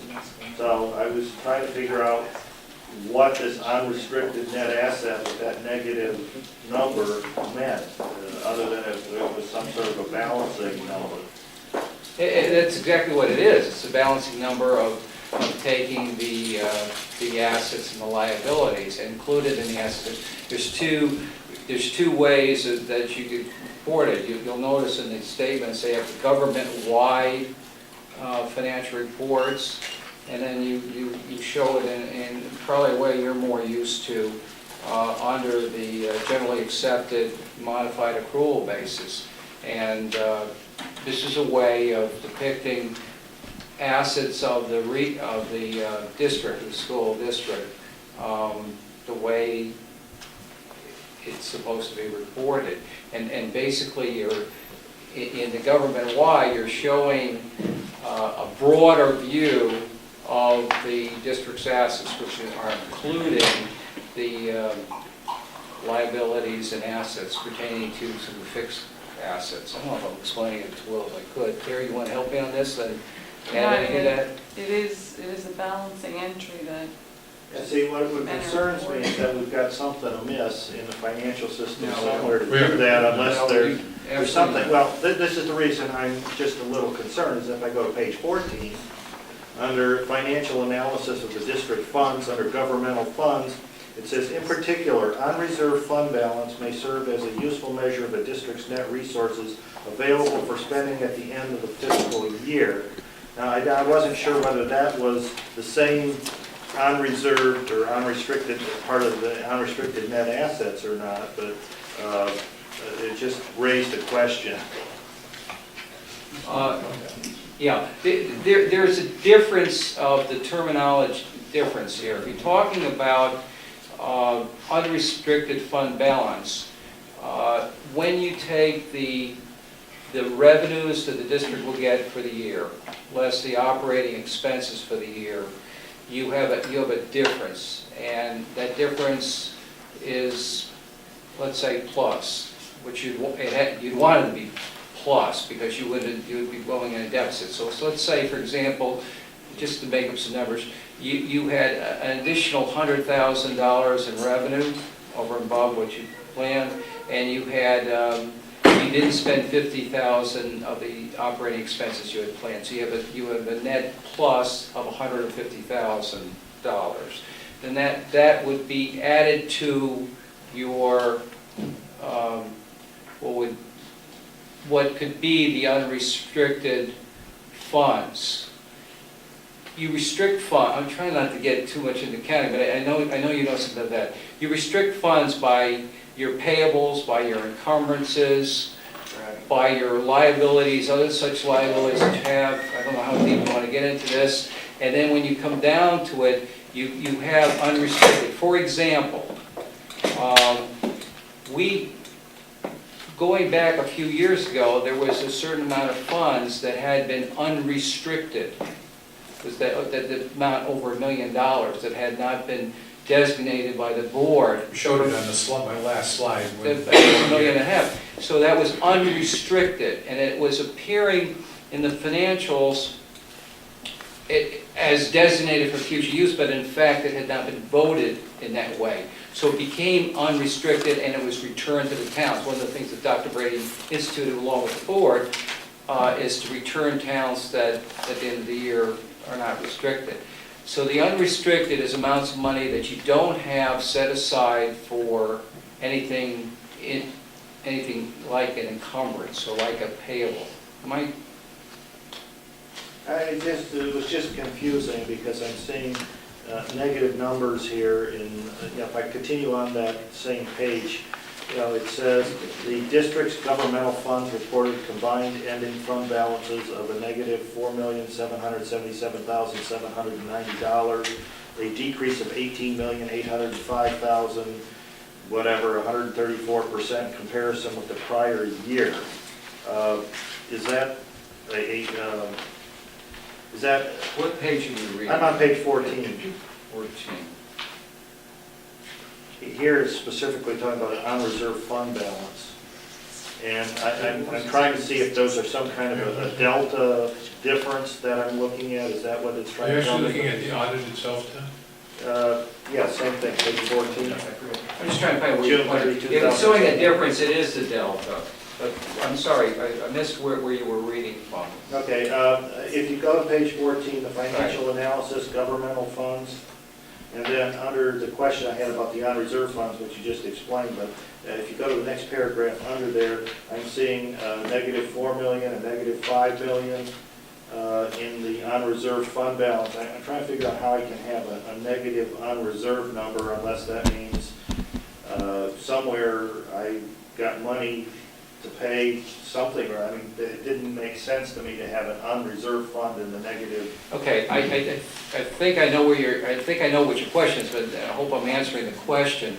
Part of the thing has to do with the construction project. And you start off where you owe a certain amount of money, but then what we have taken, if I'm answering the right question you're asking here, you move the money into the asset as the asset becomes, we've taken over the asset here. So part of things when taking the amount of money you have for the asset, it's less the amount of money you owe. So we're paying down money on our bonds. And so our liability is going down, our assets, our net assets is increasing. I'm not too sure I'm on the same page with you here. Okay, I'm looking at unreserved fund balance. Maybe we're looking at the wrong one. I'm looking at the one that says comprehensive annual financial report, June 30th, 2007. Okay, which page are you on, sir? Page 14. Okay. I was just curious because I'm seeing these big multi-million-dollar things in parentheses and words like deficit to the unreserved fund balance, which would tell me that it's money that I owe from someplace that is being decremented from a fund that's short money No. for some reason, or what? It's the construction project that's making the changes, and it's the construction project. You've got, unfortunately, it just shows it for the current year, but you've got, if you go to, this might be the wrong one, but if you go to page 19, I wish I had it the prior year here, but you will see, it's not line numbered, but you see if you go down, a little before half the page, capital assets net of accumulated depreciation, okay? And part of the things you're going to see is the biggest number of construction in progress, 73 million. See that? Yep. Okay. Then if you would go down towards sort of the bottom where it says non-current liabilities, says bonds and related liabilities, 55 million. Yep. Okay. As we pay off the bonds, that liability goes down. And your net assets are basically going up. So you have a change. It has to do with the construction, because you start off with your assets, but you owe most of the money. And then as you pay it down, your ownership, the district's ownership of the assets increases. So your net assets is increasing. Yeah, but this is talking in 14 about a fund balance. That's what I'm wondering about. It says the unreserved fund balance, okay?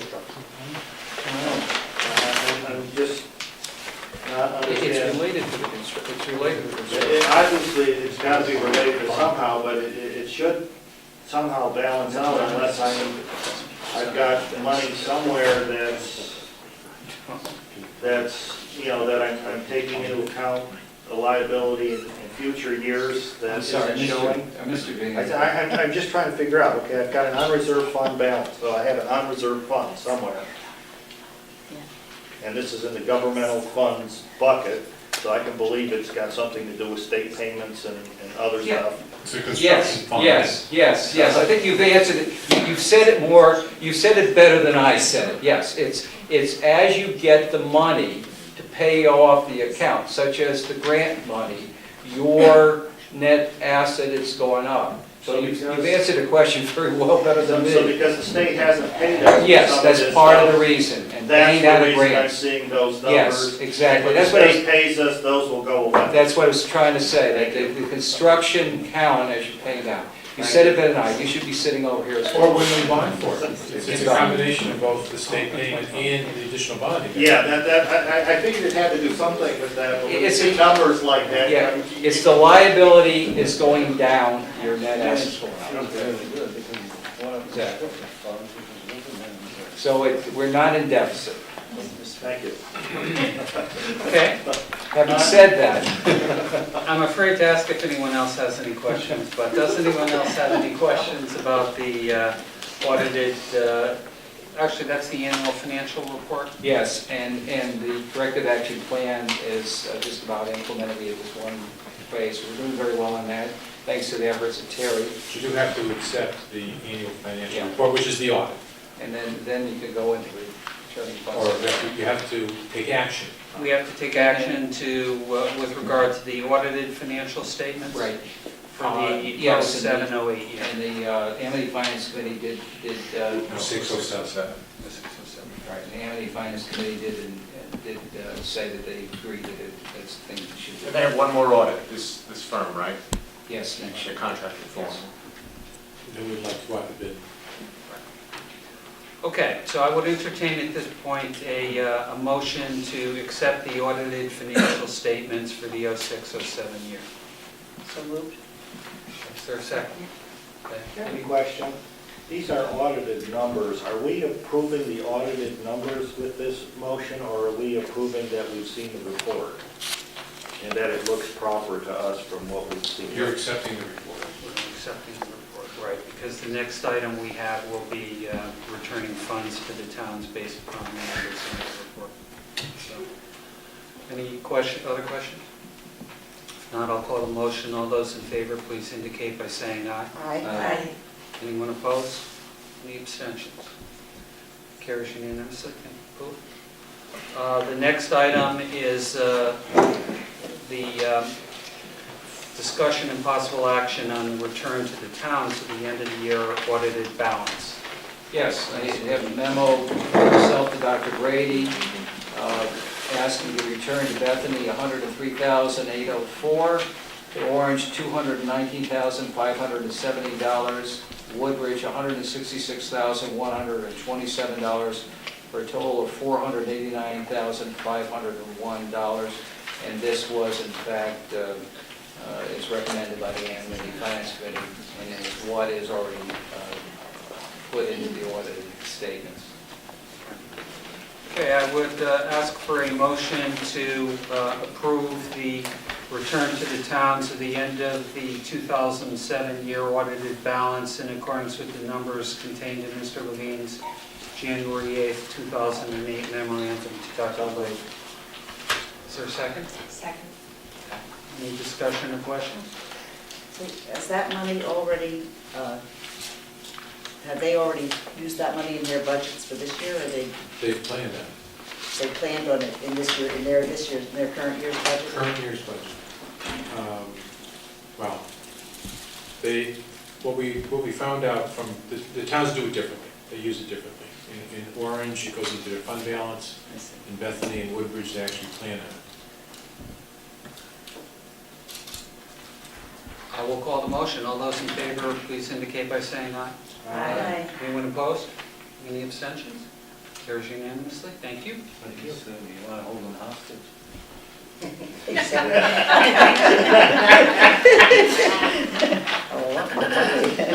Okay, let's discuss the monthly financial statements. Okay, thank you.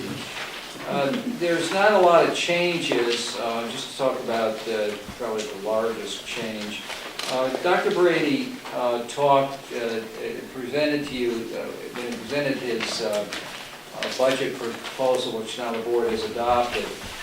He talked about taking a portion of the anticipated surplus and using it in next year's as a down payment for next year. And that amount of money, that $680,000, you can see on the first page on line 22 is shown there. And the only other Can I significant... just make one other point on this? So that means that we are still anticipating that we would have approximately $500,000 left at the end of the year. And the towns understand that that money would be returned, or any number that ends up being a surplus at the end of the year. It could be more than $500,000, it could be slightly less than $500,000. They'd still get a return of our fund balance at the end of the year, over and above the $680 that we're putting aside as the down payment. So Dr. Brady, when the auditor does their work next year for this year, they would show a $500,000 surplus or $1 million surplus? They would show $680,000 restricted for future use in next year's budget, and they would show whatever the surplus is, as money that would be returned to the town.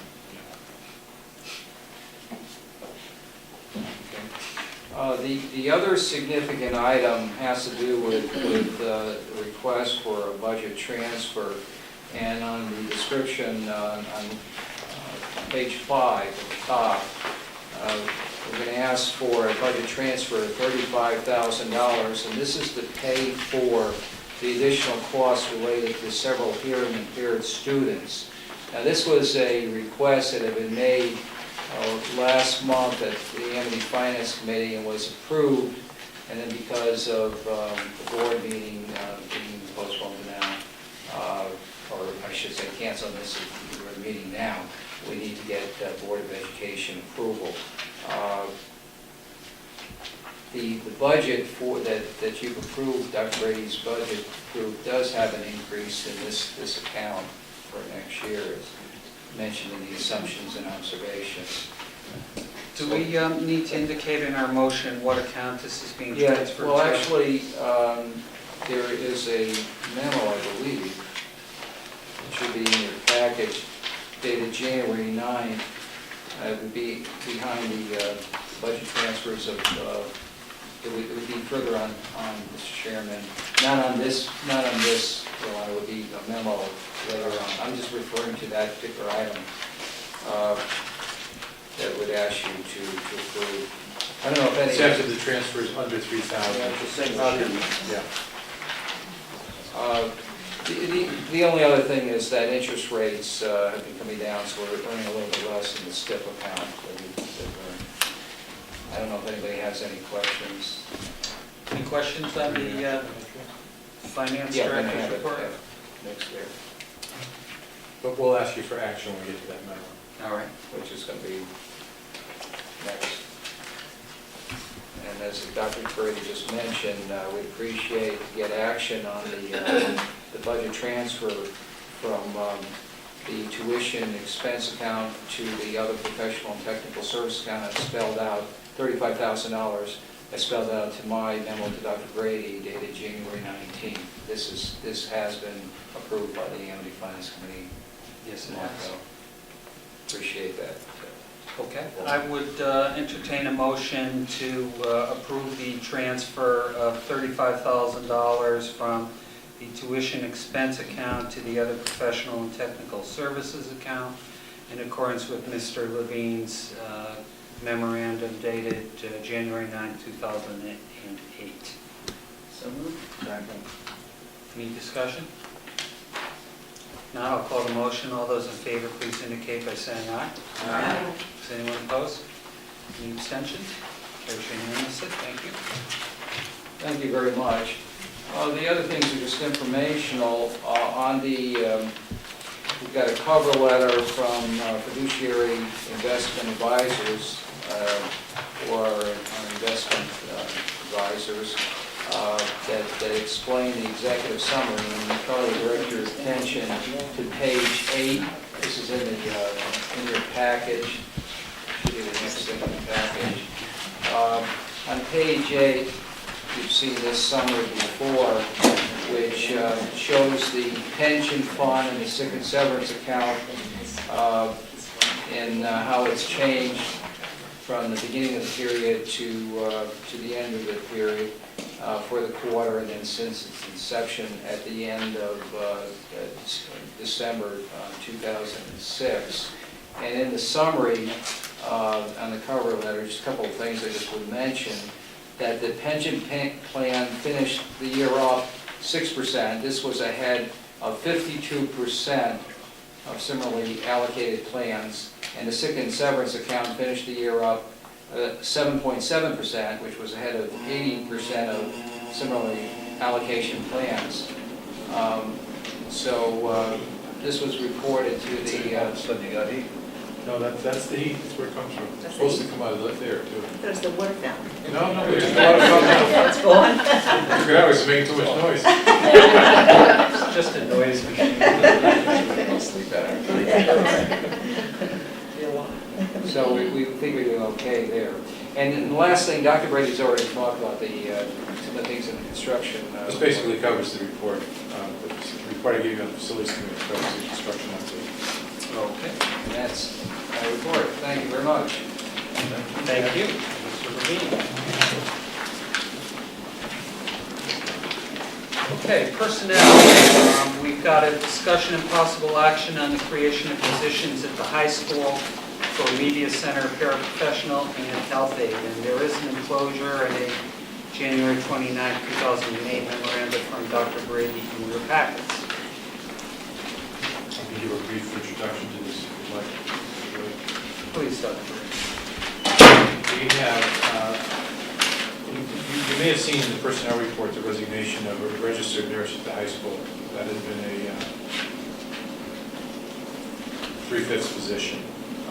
We'd like to take the funds from that position and use it to create a health aide position. We have needs in the health office.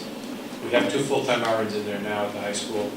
The needs really are for somebody less than an RN to help with clerical tasks, help with student supervision. When you get a crowded health office and you've got 2 RNs treating students, somebody is needed to help manage the flow of students that are coming in and out of the office.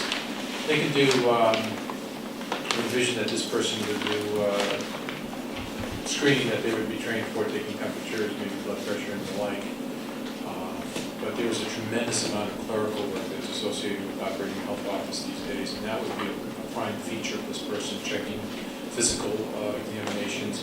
Whenever we start a new sports season, all of the athletes involved in the athletics program, we need to make sure they updated physical documentation. That all has to be checked. And it's very time-consuming, and we would like to have the RN position converted to a health aide position. I think it would be much more efficient in terms of our health office operations. This is a budget neutral request because we actually have funds budgeted for the RN, and we anticipate that actually there'll be a little savings because the health aide will be less costly. But full-time rather than part-time. Full-time, 10-month position. And for next year, you put it in the budget as well? It's in the budget for next year. It's been approved by the Personnel. Personnel Committee supported this, yes. Would this person be responsible for keeping track of all the statistics as well that go in and out? I mean, we've had issues with being able to get numbers from the reports and things from the nurses. Would that be part of what Yes, this right now person would do? they're writing it in a book. We have a computer program called SNAP that this person would be responsible for entering the data right into the computer program. All right, we need to take action approving creation of these positions, Dr. Brady. That's for the health aide. The second position has to do with a paraprofessional position in the media center. There are 2 computer labs in the media center, and we need an adult to be supervising students as they use those labs. Sometimes teachers are in there with their classes, but other times they're open labs and students can be assigned there. And we need adult supervision as students are using the computers in there. We had an individual that was serving that function, became ill, had to leave the position, and as I was on the verge of refilling it, I found that this person who was hired years ago, before my time, was not hired into a position that had been created by the board. The person was being paid out of the sub-account, and it wasn't an authorized position. I'm asking, it is a needed position, but I'm asking for it to be authorized in the proper way, and it being assigned to the paraprofessional bargaining, which it should be. So was this a contract position before? There was no contract, there was no formal agreement between the employee and the board. Okay, I will take these together unless anyone objects to that and wants to do them separately. If not, I'd entertain a motion to approve the creation of a media center paraprofessional position and a health aide position at the Amity Regional High School in accordance with the terms and conditions set out in Dr. Brady's January 29, 2008 memoranda to the Board of Education. So moved. Is there a second? Okay, questions or comments? Mr. Hurley? Yeah, I just had a question on the current budget. We're adding now another person, or FTE or whatever here for these paraprofessionals. One para and one health aide. Well, okay, for the media center paraprofessionals. Yes, Because that came out of a different account before. it came out of the sub-account. Right, so in the current budget, you wouldn't have this position identified, right? It's in there, I put it in and anticipating the board's action. Okay, so it is in the budget for next year? Yes, it is. Okay, so are we doing this for the remainder of this year Yes, as well? Yes. Thank you. If there are no other questions, I'll call the motion. All those in favor, please indicate by saying aye. Aye. Is anyone opposed? Any abstentions? Motion Thank you. carries. Thank you. And we are moving on to policy. Policy. Okay, we finally have finished. This is our last series. Should be the first, but it's the last. So we're going to be having some major celebration, I think, maybe. No champagne. No champagne. Cookies and milk, anyway. We've aged since we started this. I don't know if cookies are allowed either. But I really strongly encourage you to read this, if you possibly can. It's a lot to, but this is really the series that governs the board. So these are the policies that govern our functioning, and so I would urge you to really become familiar with them. We have them this month. They'll come back again next month for a second read, and propose that we accept them at that point. If you've come up with any questions or concerns, give me a call, Tom or John, and we can put them, address them in a committee and bring them back next time. I wanted to bring a couple of things to your attention, though. First of all, I just want to comment that we did try to simplify things wherever we could. Most things that are in policies are really in state statute, and that really governs our behavior. But, for ease, we put them in policy so that we can access them readily when we want to know how we should proceed. But we did try to simplify things in some places. CAVE has been our model for these. For this one's been a combination of CAVE and a template that we had from our attorney's office. But CAVE tends to overdo.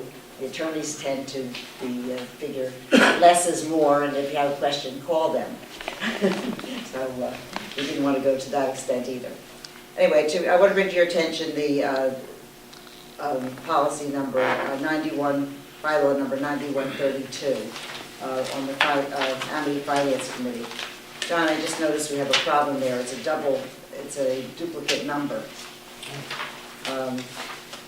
9132, I think we have 9132.2.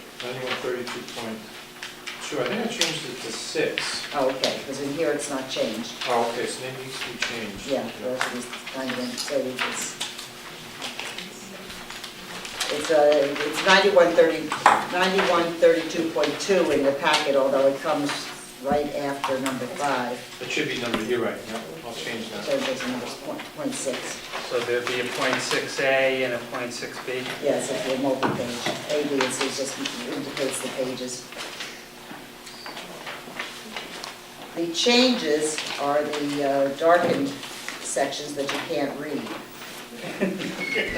For your convenience. But Oh, yeah. You changed it to .6? yeah, 9132.6 ABC. And one of the changes that we did, we had made other changes, but there was some concern on by the town finance committee members about the changes. So we sort of went back and pretty much left it as was. But we did change the fact that the board chair, if he appoints himself as a member of the board, can in turn constitute a quorum and make motions, second motions, and vote on motions. In the original document, the board chair was able to attend the meeting and participate, but could not vote on motions. But we just made that change, and in fact, Bill is on the committee, and so it just sort of facilitates that happening. The other piece that's in this policy is that the board chair appoint people who have knowledge and interest in finance, and we didn't have enough people. But so we're pleased that Bill will serve on that function. So that was one change. I think that's maybe about the only change. Let's see. And also the board chair. Oh, yes, so right. The other piece is that it had originally stated that the committee would elect its own chair and vice chair. And we changed it to be consistent with all of our other policies to show that the board chair would appoint the chair of the finance committee as well. And the town members of the committee were comfortable with that, so that was good. I did notice then, John, that created a conflict in another policy we have, which is the one about bylaw about committee chairs, where it said in all cases except 9132, the board chair will. Oh. So we need to fix that. Okay. We had another policy where it said in all cases except for this policy, the board chair will appoint the chair of the committee. So that no longer needs to be an exclusion because it's now consistent. The second item I want to bring to your attention is 9171A, which is the Code of Ethics. And we did agonize a lot over that. The committee will attest to that. There is a very comprehensive Code of Ethics, which was our existing bylaw, and which is pretty much what CAVE recommends. It's 9271. 92, thank you, 9271. The original code of ethics that we had, as we read them, we say, well, do we do that? And do I swear to do that? And, and some of it seemed like ethics, and some of it seemed like conduct. So we tried to hash that out. What constituted ethics, what constituted conduct, and what constituted things to strive for, but maybe not realistic. We don't want to put things in here that don't seem like we can adhere to them or would be likely to. So we culled out what we thought were ethics, and we put those in the first 2 paragraphs, and what we thought was conduct, and we made a second section called Code of Conduct. So I really would urge you to go through those and see if you're comfortable with the changes that we made, because it is quite a change. So we probably should also mention that we have the public officials and state employees manual for guidelines for unsolicited gifts. We also put that in. Yeah. That's that note at the bottom. So that defines what you're able to accept and what you're not able to accept. So Sue, just for purposes of clarification, are we deleting the entire old code of ethics? Yeah, as it is presented there, yes, we are. Okay. We've taken some items from there and, we've included them in these 2 paragraphs, and some we put down the Code of Conduct, but that the whole thing as a code has been deleted. But that's a proposal, obviously up to the board to. I really would urge you to consider that, think about it, and come back to us with any thoughts. Okay. One more item. The last item is 9400, which is talks about the board doing a self-evaluation. Am I trying to remember on that one? Yeah, 9400, self-evaluation. And I'd like you to read through that and come back to us with to what extent should we do a self-evaluation. It goes through a lot of areas that we should include in the self-evaluation in the sample bylaw that CABE introduces. I think we should be a little bit more selective than that myself, but I would want to know what you would think about that. And how often should we do it? What kind of a process should we use to evaluate ourselves? I think we ran out of steam in inventing the wheel at that point. It was the last policy, right, Julie? So we would love your input on that. Okay, one other, 94, 40. I have 2 other things. 90 through 40, I had something.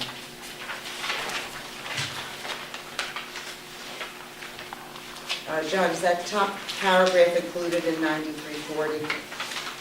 I think you stated it all in the part you wrote down at the bottom. I'm not sure about that.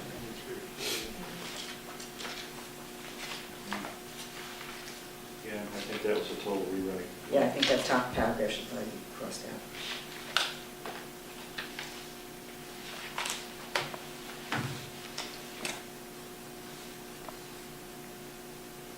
He had The top paragraph comes out? I think just the first sentence. And didn't we leave the purpose? No, because No, that you're second right, one you're says right, for it's the the whole purpose paragraph. of. Yeah. So you don't need that whole purpose. I just forgot to cross that out. Yeah, right. And one more question was 90 through 30.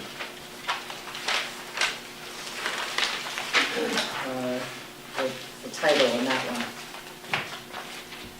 board. Board records. Should say board records. Board records. Yeah, okay. Good. Okay, but any other things you guys pick up, please bring it to our attention.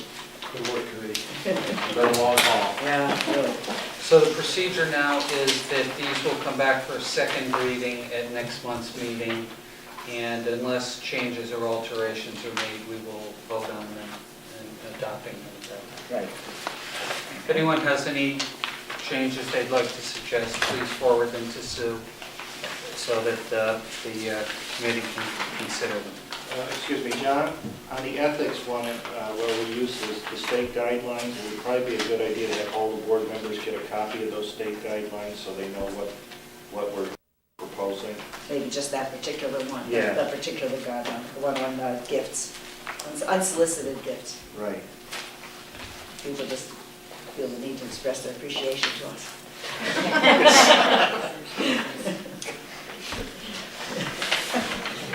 Okay, superintendent's report. Dr. Brady, do you care to comment on the personnel report since it does include some of the retirements that were previously talked about?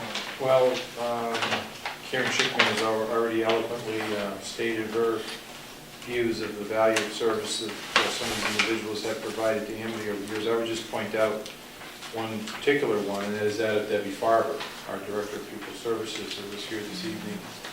And after, I think it's 29 years. 29 in the Amity, 35. 29 in the Amity. And then other service in other districts. And she will be missed, and she will be hard to replace. And we're already working on that. But we wish her well, and she's going to work through the remainder of the school year in the same diligent fashion that she's been working in Amity for 29 years, always with the interests of students at heart. I appreciate that in her. Well, I know that on behalf of all the members of the board, it is a bittersweet moment to accept resignations and to see people who have given so much of themselves in their entire careers to the students at the Amity. And thank you, Debbie, and thank you. Please convey our Godspeed to all those people that are retiring from the teachers. Ms. Schinkman. We'll have an opportunity to convey our gratitude at the end of your retirement. So that the board sponsors it. Okay, we have some business to do in executive session, and the purpose of that is we've got to cover litigation and personnel issues, Dr. Briggs? Yes, that's correct. Okay, and we are inviting you to attend. Anyone else? Do we need? We need a motion to go into executive session. All those in favor? Aye. Okay, we will go into executive session at 9:13. Thank you all for coming. Oh, they're going out, just